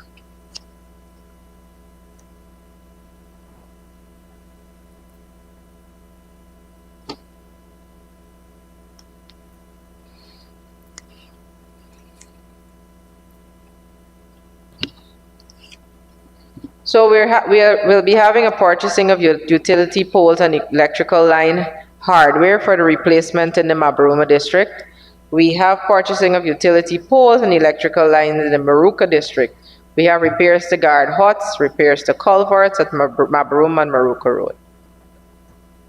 Thank you, Minister. Honorable members, I now put a question that is sum stated for program 712. Current expenditure stands part. Sorry, Honorable Member, Miss Dawn. Is it Dawn or Hastings Williams? Yes, Honorable Member. Thank you, Comrade Chair. Line item 6252, bridges. Honorable Minister, could you say how much of that sum will be spent in the Matakai sub-region, how much in Mabruma sub-region, and how much in the Muruka sub-region? And which bridges? Thank you.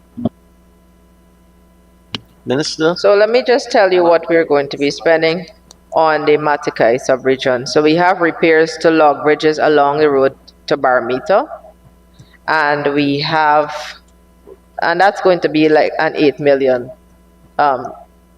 allocation. We have, and then we have the Maruka area timber bridge at Mora, and that's going to be a 6 million allocation. Thank you, Minister. Honorable members, I now put a question that Mr. Chair. sums. Honorable Member, Mr. Cox. Thank you, Mr. Chair. Mr. Chair, just like to turn the Minister's attention to volume indicators there. In 2024, we were able to touch 3 communities with regards to communities accessing electricity, and your projection for 2025 is 16, an increase by 13. Which is very good, and 13 is a good representation, providing that we have a large number of communities in Region 1. But could you explain how was it only accessible to 3 in 2024 and not probably 6 or 7? Was there any specific challenges? Minister. So we've had Rincon, Quebana, and Moro that benefited from the electricity in 2024. Thank you, Minister. Honorable members, I now put a question that is sum stated for program 712. Current expenditure stands part of the estimates. Those in favor say aye. Those against say no. Ayes have it. Sum stated now stands part of the estimates. Please turn to pages 326 and 327, and I propose the question that the sum stated for program 713, current expenditure, stands part of the estimates. The Honorable Member, Mr. Cox. Thank you, Mr. Chair. Mr. Chair, line item 6112, senior technical. With an increase of about 200 plus million, senior technical will have an increase in terms of staffing details from 233 to 335. I know this covers education, which is very important in Region 1, but could the Honorable Minister say where exactly these technical senior personnel will be stationed in terms of the 3 districts, and how do they see them providing technical support, especially when Region 1 has been struggling with regards to education performances? Thank you. Minister.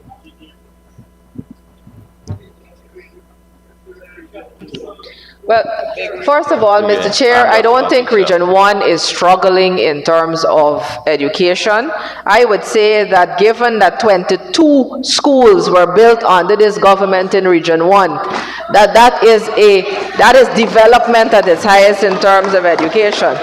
Now, these teachers and these staff that we're talking about under the senior technical, and I'll turn my attention to the other part of your that part of your question, they will be across the 3 sub-districts, and we are ensuring that they are going to be placed in schools. Now, you have what you have now more than ever before in this country is a ratio of teachers to students that you've never had, and these teachers are going to be in schools ensuring that we up the quality of education. That's the support that they will be giving, contributing to the quality of education. And I know that you will, once you're back here in Parliament next year, and you are going to tell me that that has improved in terms of the quality based on the fact that we've had a number of teachers now being distributed across the schools. Thank you, Minister. And trained at CPC as well. Thank you, Minister. Honorable Member, Mr. Cox. Thank you. Thank you very much, Mr. Chair. Mr. Chair, I'm pleased with the goals by the ministry, of course by the region, but the minister is responsible for answering. And I, as a teacher for over 21 years, I work equally with the region in education to ensure that we realize our objectives as well. I want to turn the minister's attention though, Mr. Chair, to the indicators under this program. And in 2023, the target was 23.4 number of pupils passing with 50% or more at all 4 subjects at the National Grade 6 assessment. And the achievement was 12, which is falling below 50% of the achieved target. And in 2025, you're now setting a target of 40%. So my question is, what specific measures under this program will be implemented to ensure that this target is achieved? So, what it is that's going to be happening, first of all, those very technical staff that we spoke of earlier in the previous answer that will be going to all the schools across the region, those teachers will contribute heavily again to the quality of the education, as well as there will be literacy officers who are focusing and zoning in on upping the literacy level of the students in Region 1. And that will definitely improve the quality and as well as on the curriculum of the Ministry of Education within the schools in the regions. Thank you, Minister. Thank you very much, Mr. Chair. Just a follow-up. So Mr. Chair, if I may just mention, you would recall in 2024, we had strikes being hit across the schools in the regions. And for a number of weeks, children were not being taught, they were out of schools, and this contributed heavily to learning loss. Thank you, Minister. Honorable Member, Mr. Cox. Thank you, Mr. Chair. So, Mr. Chair, I'm aware that there are literacy officers, yes, across the region in order to enhance literacy. Is there any provision, since we have an equally challenging task at the mathematics as well, is there any export in the mathematical area, not just literacy, but numeracy as well? Do we have any of those, or is there plans to have those, especially in the 3 districts? Thank you. Minister. There are specialist teachers that will be deployed into the regions every month, as well as this is not something that is unique to the region or even the country. This is unique to this is the entire Caribbean that is facing an issue with the mathematics. And as the Minister of Education stated previously when she had her estimates, that they are working assiduously with the math curriculum, especially zoning in and having targeted programs towards enhancing maths in the schools. Thank you, Minister. Honourable Member, Mr. Cox. Thank you, Mr. Chair. Mr. Chair, line item 6242, maintenance of buildings. While I do agree with the minister that schools are being built, we also need to maintain the existing buildings. Could the honourable minister just provide a breakdown of the buildings to be maintained in Mabruma and Maruka? Thank you very much, Mr. Speaker. I will be very happy to, under this line item 6242.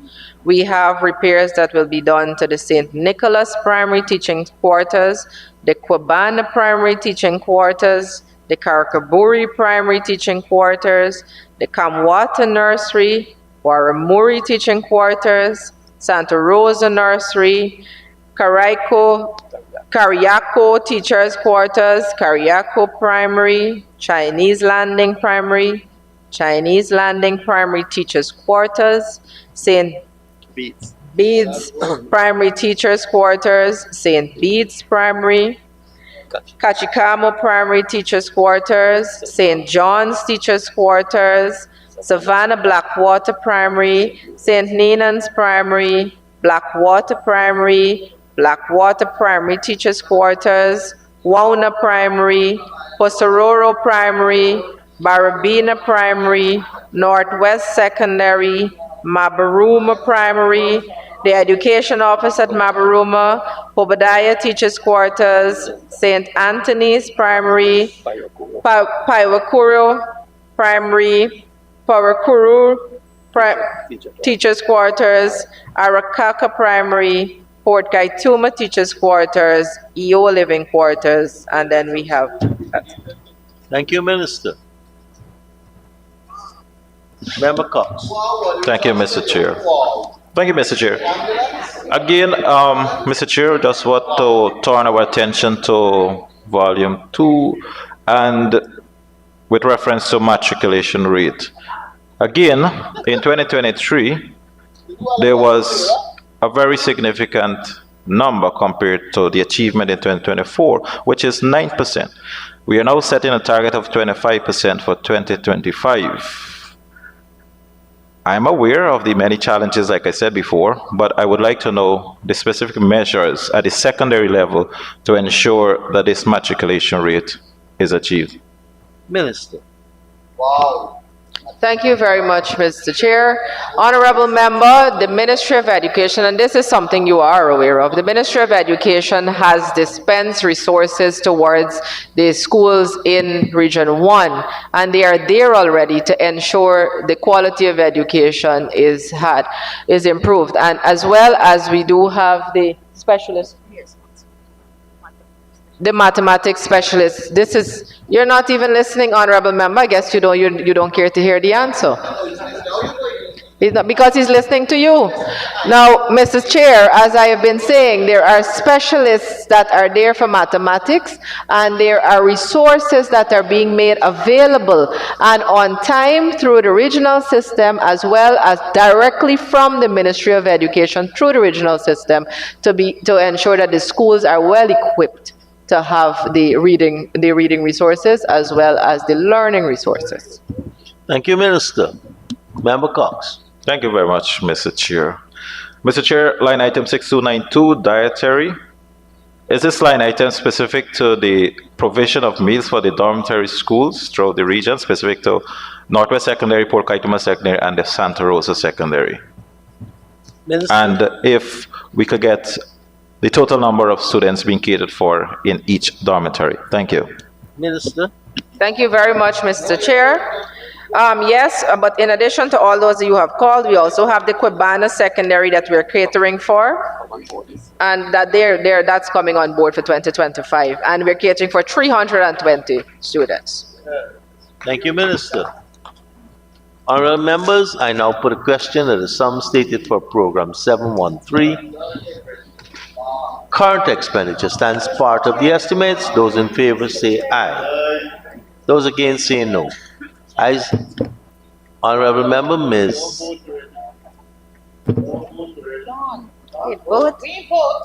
Dawn Hastings Williams.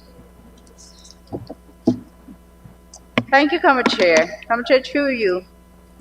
I'm looking at line 6261, local traveling and subsistence.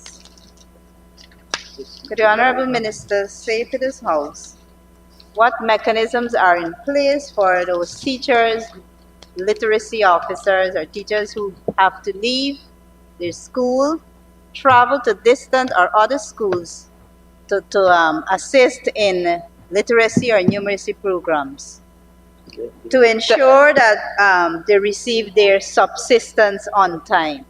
You know, when you leave your school to go and work at other places, Honourable Minister. sometimes they take months to receive their little subsistence that they have. In Region 1, they're receiving their subsistence on time that I am aware of and that I have been so advised by the region. Thank you, Minister. And provisions will also be made for their advance to be given. Also, in relation to the transportation, they are traveling with, the region is providing that, and with the Red Horse self has been traveling. Boats are being made available to them readily for their transportation. Thank you, Minister. Honourable member, I now put a question that the sum stated for program 713, current expenditure, stands part of the estimates. Those in favor say aye. Those against say no. Ayes have it. Sum stated now stands part of the estimates. Let's turn to pages 328 and 329. And I propose the question that the sum stated for program 714, current expenditure, stands part of the estimates. The Honourable Member, Mr. Cox. Thank you, Mr. Chair. Mr. Chair, line item 6302, training including scholarships. Is there any provision under this line item, Honourable Minister, for training of critical staff members, especially for the Port Kaituma Cottage Hospital, which the theater is presently non-operational because of the lack of trained staff? There is no provision as well of ultrasound services, even though it is readily available because, again, of lack of trained staff. Honourable Minister. So what we have in this training, line item 6302, is a routine IPC training for 3 times yearly to 6 times yearly. Then you have the continuing medical educations for doctors and medics, continuing nursing education for nurses, upgrading training for the LMIS, the VCT, to the CHWs, which is the community health workers. Thank you, Minister. Member Cox. Thank you, Mr. Chair. Mr. Chair,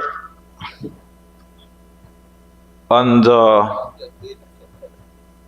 contracted employees 6116, we'll have 27, an increase of 26 from 2024. I am aware that the Coruscant Health Post completed 2 years ago is non-operational as yet because of lack of staffing as well. The mortuary at Baramita Cottage Hospital is non-operational. Bodies have to be transported to Kaituma, many miles away.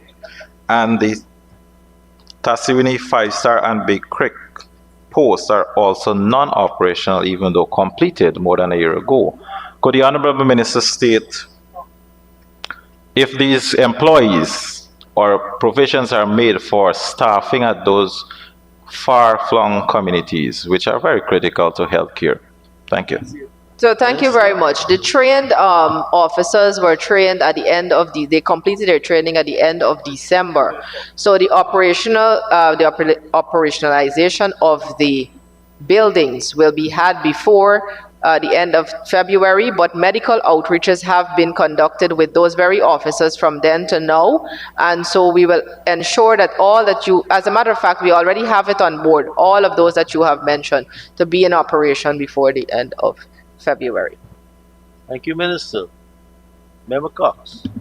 Thank you very much, Mr. Chair, and thank you very much, Honorable Minister. So we look forward to the staffing very soon. Let's turn to 6264, vehicle spares and service.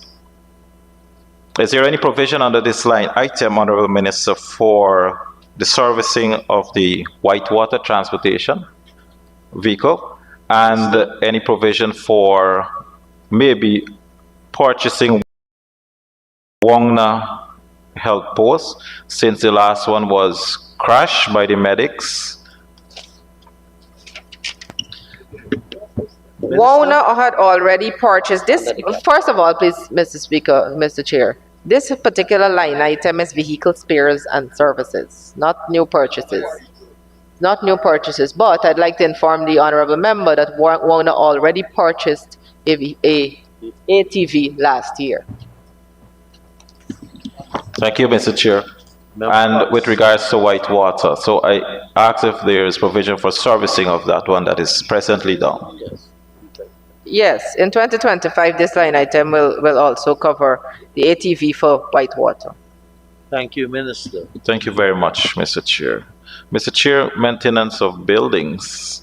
While I am aware that we need to maintain what we have, and it's very critical as well, even though I do agree that health posts are being built, new ones, as one was recently commissioned in Batero, where I'm from, and I'm very pleased, because I raised this since 2020, and I'm happy that we have one right now.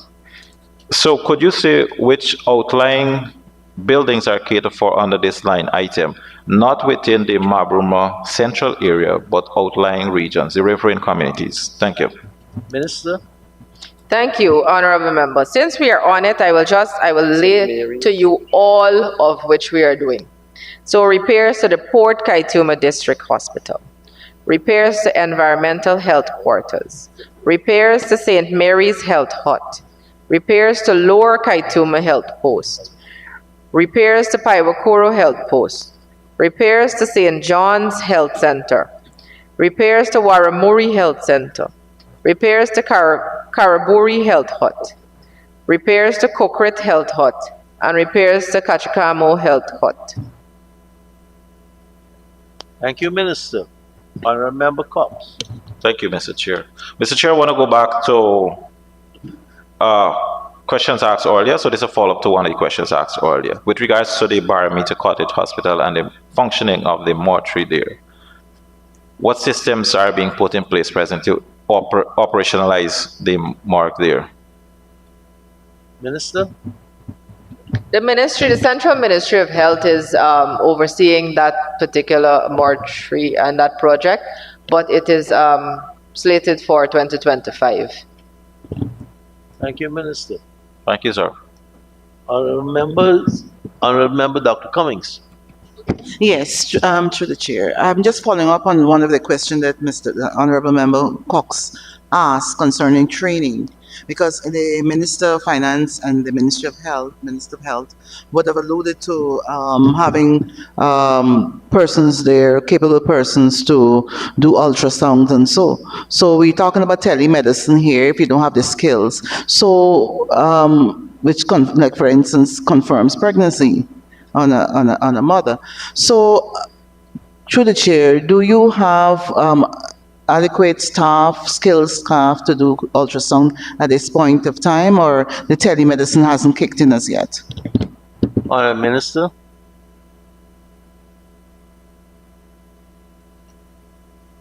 There are 17 sites for telemedicine in Region 1 implemented through this government in the last 4 years, and there are ultrasound services available and that skill that is required. But you know, telemedicine specifically is to ensure that even where you have that skills gap, that you will have a person who is there connecting with Georgetown, for example, that will be able to have that skilled person in Georgetown guide them on what to do there. So that is a transfer, a direct transfer through digitization, through telemedicine of the skills. Is it being done at present? That's what I'm asking. It is being done. It is being done through 17 sites. Okay. Thank you, Minister. Honourable members, Thank you, Ms. I now go ahead. Honourable Thank you. Thank you, Mr. Chair. Mr. Chair, I would like to go back to maintenance of other infrastructure, 6255.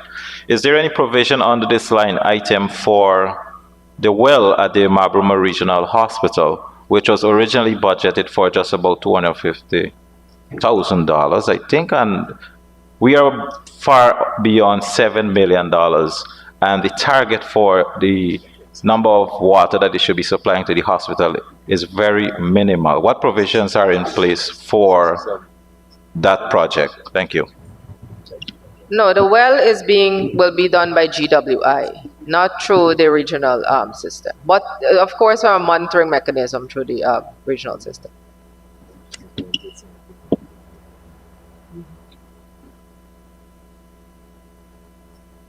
Honourable member, Ms. Ferguson. Thank you very much, Mr. Chair. Mr. Chair, just before I pose my question to the honourable member, let me take this opportunity to say a pleasant morning and also to welcome our pupils and students from the schools in the southern district of our beautiful nation. Mr. Chair, I now turn the honourable member attention to line item 6252, maintenance of bridges.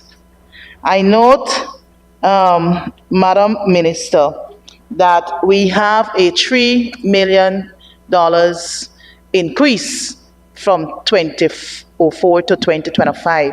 Can you say, can you provide a disaggregation of the bridges and where these bridges are located? Thank you. And the costs associated with each of the bridges to be maintained. Thank you. Honourable Minister. Thank you, Mr. Chair. Thank you, honourable member. So yes, we do have a $3 million. I mean, if we kept the same budget every year, honourable member, we couldn't be improving on a lot. So we've increased it by $3 million, but I'll give you the disaggregation. So we have Unity Square, that is $3.5 million. Kachikamo, $2.5 million. St. John's, $2 million. St. Mary's, $2 million. And then we will look at any other bridges that need to be repaired during that time. Thanks, Minister. Thank you very much, Mr. Chair, and thank the honourable member for her response. May I now turn the honourable member attention to line item 6254, maintenance of sea defence and river defences.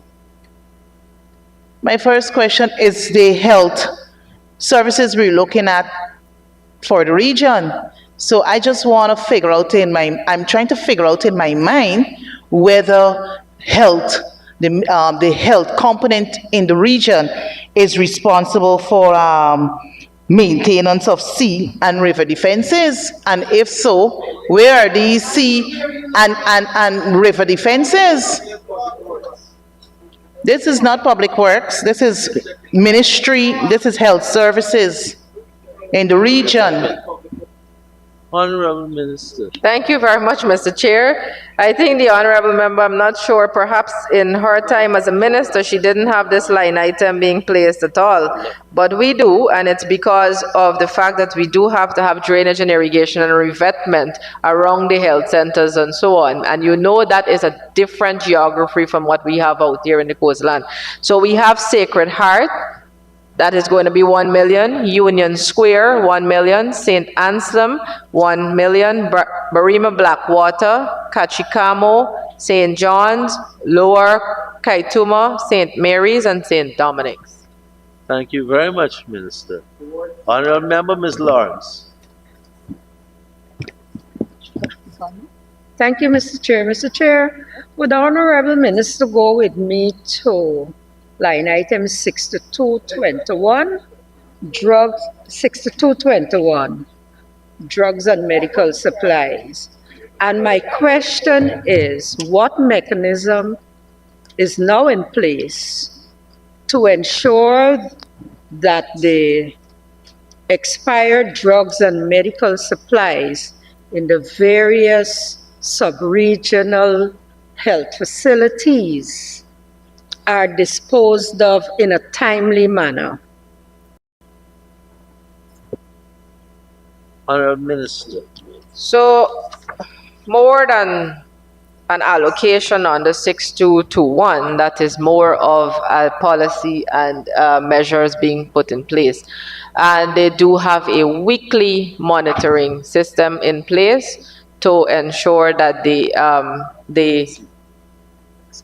by the senior environmental health officer, that weekly monitoring system to ensure that they have the drugs that are close to expiration date being either consumed or be close to an expiration date, madam.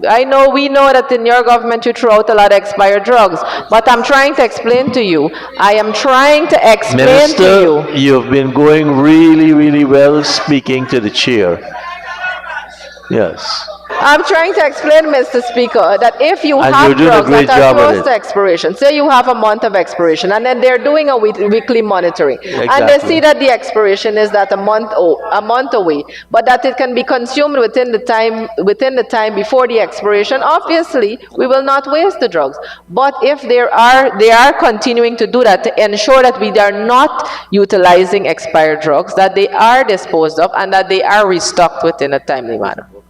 Thank you very much, Honorable. And also, there is a mechanism that is being placed now in all of the health centers and hospitals, health centers, health hotspots, whatever you want to call them at that point, or whatever they are, that if residents are having chronic illnesses, and such as you're a diabetic patient, you're hypertensive, that each health center will have a register of all of those residents, and they will call those residents or go to where they are, depending on where they are, to inform them that they can now uplift a 3-month supply of their medication, and 1 month prior to the expiration of that 3 months, that they are recalled to come in within that 1 month period to restock for the next 3 months. And that is to ensure that they have a continuous flow of their medication. Thank you very much, Minister. Honorable Member Lawrence. Thank you, Mr. Chair.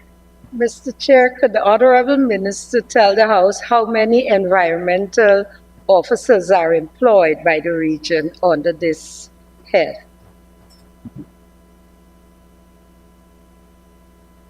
Minister. So we have 2 environmental health officers and 7 of the health assistants. 7. And to visit the sub-regions, the 3 sub-regions, all of these health centers every week. Yeah, yes, they have where they have a monitoring. They have a monitoring tool that they are utilizing. And they do have connectivity in quite a number of areas, so they are utilizing that. I know this because separate and apart from Region 1, I myself visited Region 7 when I went to Camarang, and I can tell you that they also have a monitoring mechanism there. Thank you, Minister. Honorable Member Ferguson. Thank you very much, Mr. Chair. Mr. Chair, may I turn the honorable member attention to line item 6251, security services, I know last year we approved one sum, and then we had a supplementary paper where we approved a difference for this particular region on the health services. But I note that for 2025, you have a small increase there. So can you say to the House what has occasioned this small increase and whether you will be returning to the House late in the year for supplemental? Because we know, with security, we always get the excuses, Mr. Chair, about, rates increase and as a result of extra manpower being placed here, there, and everywhere. So is this amount suffice, or we will see you returning late in the year for supplementary? And what, Madam Minister, would have occasioned this increase? Thank you very much. Thank you. Very much, Mr. Minister. Chair. Well, first of all, there is no 6251 line item here. So I'm not sure Sorry, Mr. Speaker. You don't have to be so hold on a difficult. second. Hold on. The minister's on her feet. And you're sorry? Point of order? I judge. Please, we've been going great. Minister, go ahead.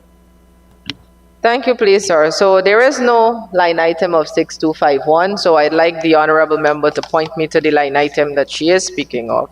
Thank you. If there's a zero, you don't have to offer any answer. I am not offering any Thank you. there is no line item. Honourable members, clearly we are trying to generate our questions on the feet, or we have to change our glasses. I am putting the question.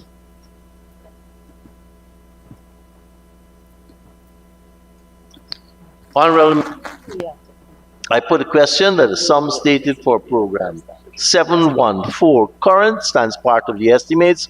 Those in favor say aye. Those against say no. Ayes have it. Sum stated now stands part of the estimates. Let's move to program 715 current pages 330 and 331.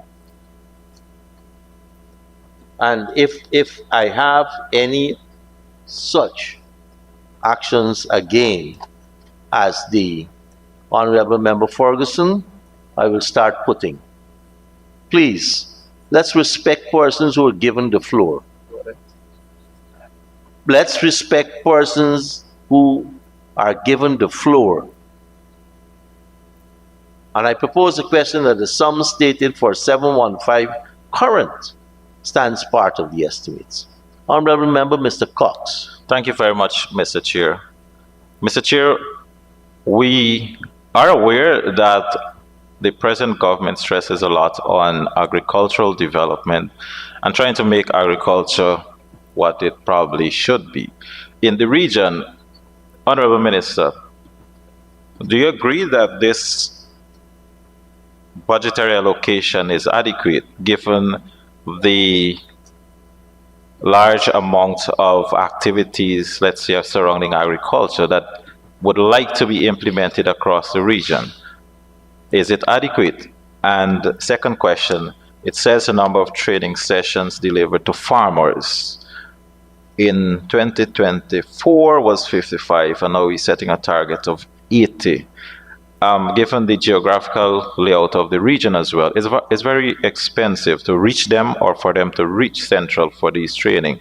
So again, is it adequate? And could you tell us the number of training sessions you're likely to implement under this program? Thank you very much. Minister? Thank you very much, Mr. Chair. So this is the agricultural program under the regional budget for region number 1. And while we do have a sum that will cater towards what we specifically had as a plan for agriculture, the Ministry of Agriculture's budget also quite supplements heavily all 10 administrative regions. And so we do have that through the region, that collaborative effort with the Ministry of Agriculture. The training, we will also be collaborating with the Ministry of Agriculture. So what we put forward in our work plan here and work program for the Ministry of Finance, the allocation that we have gotten, we do believe that it can work for us. Thank you, Minister. Member Cox. Thank you very much, Mr. Chair. Mr. Chair, I do agree that agriculture is very important and it should play a key role in the development of our region. So I have no further question under this program. Thank you. Honourable members, I now put a question that the sum stated for 713 current expenditure stands part of the estimates. Those in favor say aye. Those against say no. Ayes have it. The sum stated now stands part of the estimates. Just to let everyone know that Opposition Chief Whip has asked if I can only spend 1 hour as allocated on this head. We have 13 minutes remaining. I will stick to his wishes because the savings that have been generated most likely will be used elsewhere. But he asked that I stick to 1 hour allocated for this particular head, the Opposition Chief Whip's request. Honourable members, let's turn to page 529.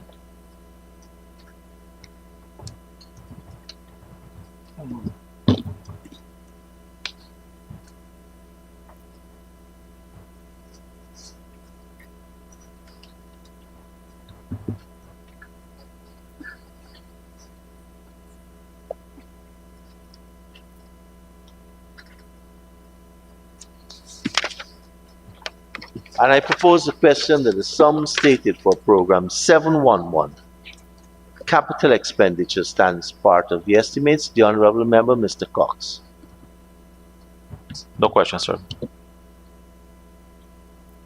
Honourable members, I now put a question that the sum stated for program 711, capital, stands part of the estimates. Those in favor say aye. Those against say no. Ayes have it. Sum stated now stands part of the estimates. For program 712 capital, I propose the question that the sum stated herein stands part of the estimates. The Honourable Member, Mr. Cox. Thank you very much, Mr. Chair. Mr. Chair, project code 1100200, bridges. Could the Honourable Minister state where these capital projects with reference to bridges will be constructed in the Mabruma district? Honourable Minister. Thank you very much, Mr. Chair. We have in the Mabruma District bridge and revetment at the Barima End Access Road, Mabruma, and we have the construction of footpath bridge at Mackenzie, Yarakita, Mabruma.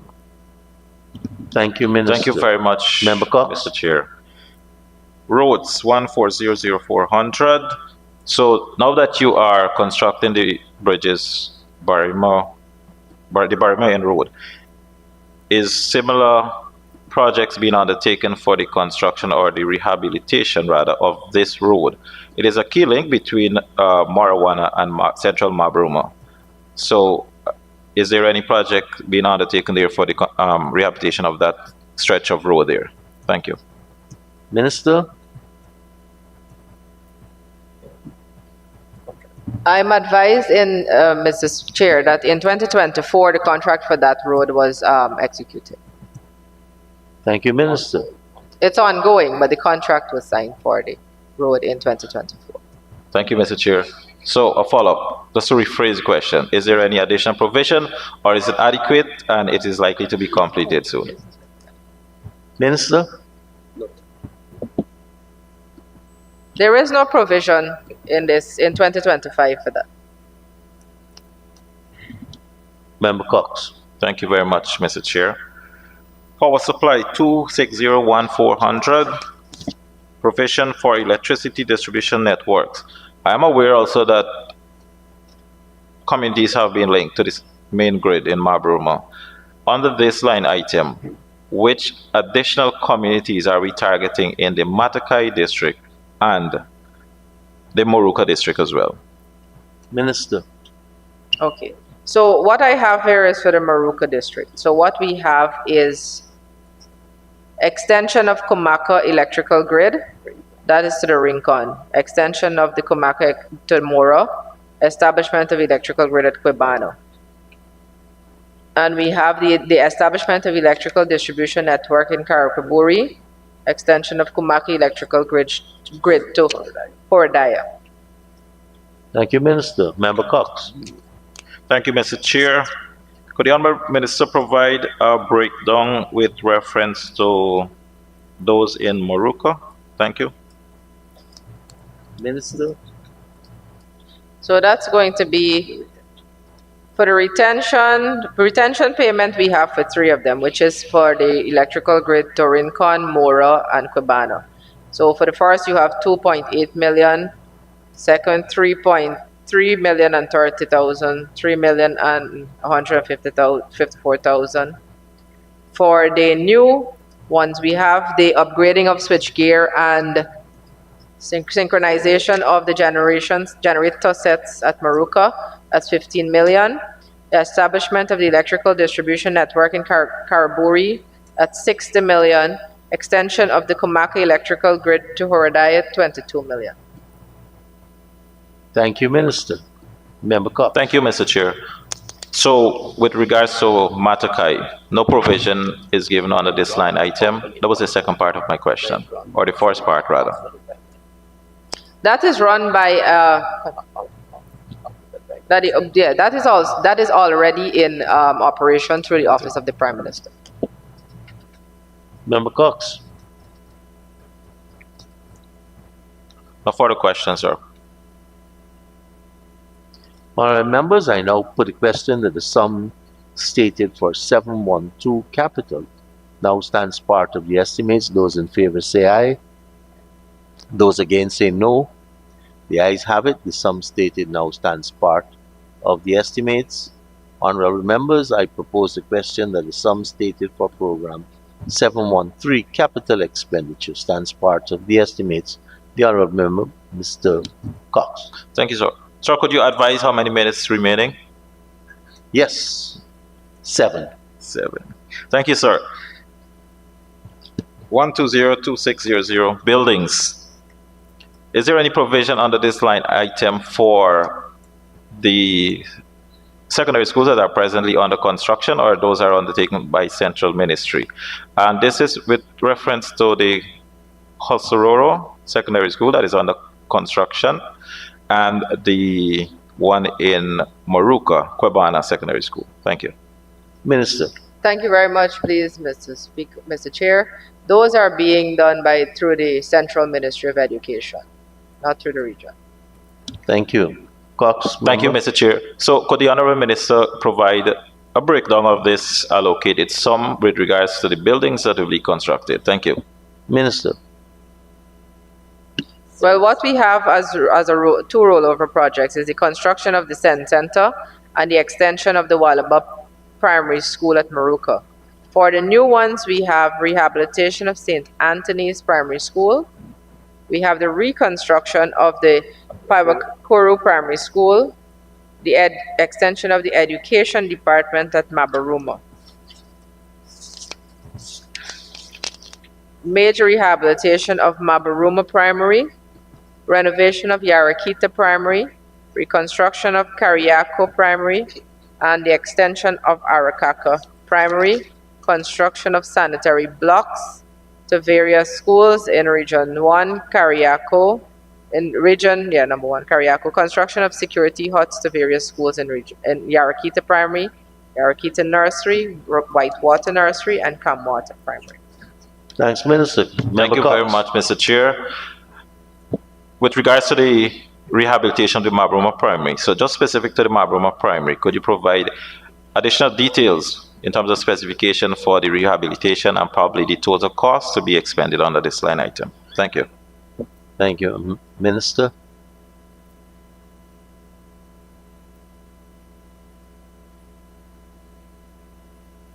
Thank you very much. So we have the size of the building is a 30 by 142 flat. Building at 25 by 80 flat, concrete for accommodating 522 students and 28 teachers. Member Cox. Honourable members, I now put a question that the sum stated for program 713 capital stands part of the estimates. Those in favor say aye. Those against say no. Ayes have it, sum stated now stands part of the estimates. Program 714, I propose a question that the sum stated herein for this capital program stands part of the estimates. Member Cox. Thank you, Mr. Chair. Mr. Chair, line item 1202400, buildings under health, provisions for health facilities, quarters, and payment of retention. With specific to the riverine communities again, which communities are likely to benefit under this line item? Communities that probably may not have benefited before. New project in terms of health facilities. Thank you, Member. Minister. So what we have is the projects that are rollover projects. So you have the construction of health hut sanitary block, living quarters at Haimaruni, Arwanza, Arukamouth, Cloudland, Unity Square, and then at Waramuri, Maruka.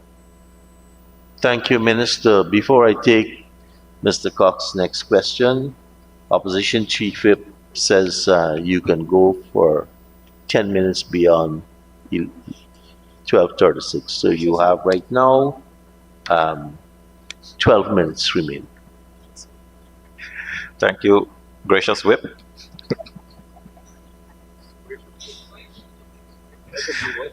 Thank you, Mr. Chair. Mr. Chair, Land and Water Transport 2401500. Provision for ambulances. Is there any provision here for the purchasing of new river ambulances for Region 1? Minister.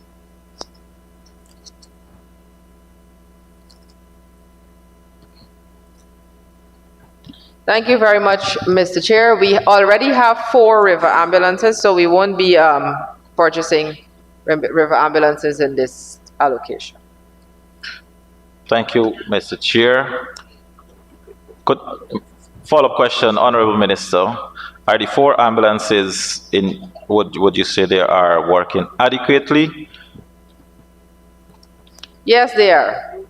Thank you very much. Mr. Chair. Mr. Chair, so for under this line item, so minusing ambulances, vehicles, boats, and engines, is this specific to the Department of Health for the transportation of maybe staff, or this is for communities in assisting them with their transportation on the health?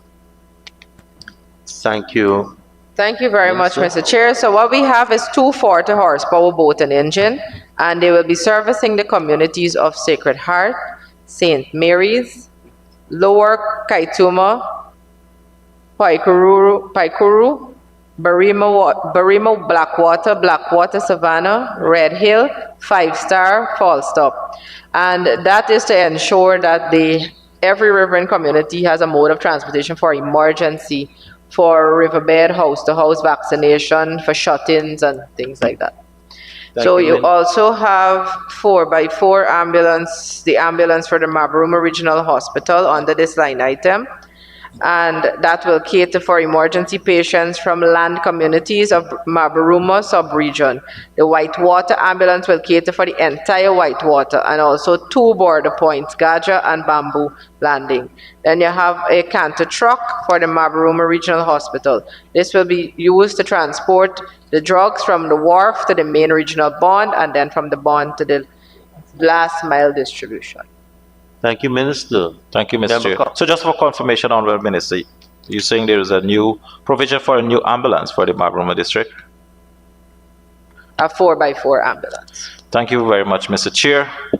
And that has brought me to the end of questioning for the Honorable Minister. Thank you for your time. Honorable members, I now put the question that the sum stated for program 714 capital expenditure stands part of the estimates. Those in favor say aye. Those against say no. Ayes have it, the sum stated now stands part of the estimates. Honorable members, same page, program 715 capital And I propose the question that the sum stated herein stands part of the estimates. The Honorable Member, Mr. Cox. Honorable Members, I now put a question that the sum stated for Program 715 Capital stands part of the estimates. Those in favor say aye. Those against say no. Ayes have it. Sum stated now stands part of the estimates. Honorable Members, we will let the Assembly resume.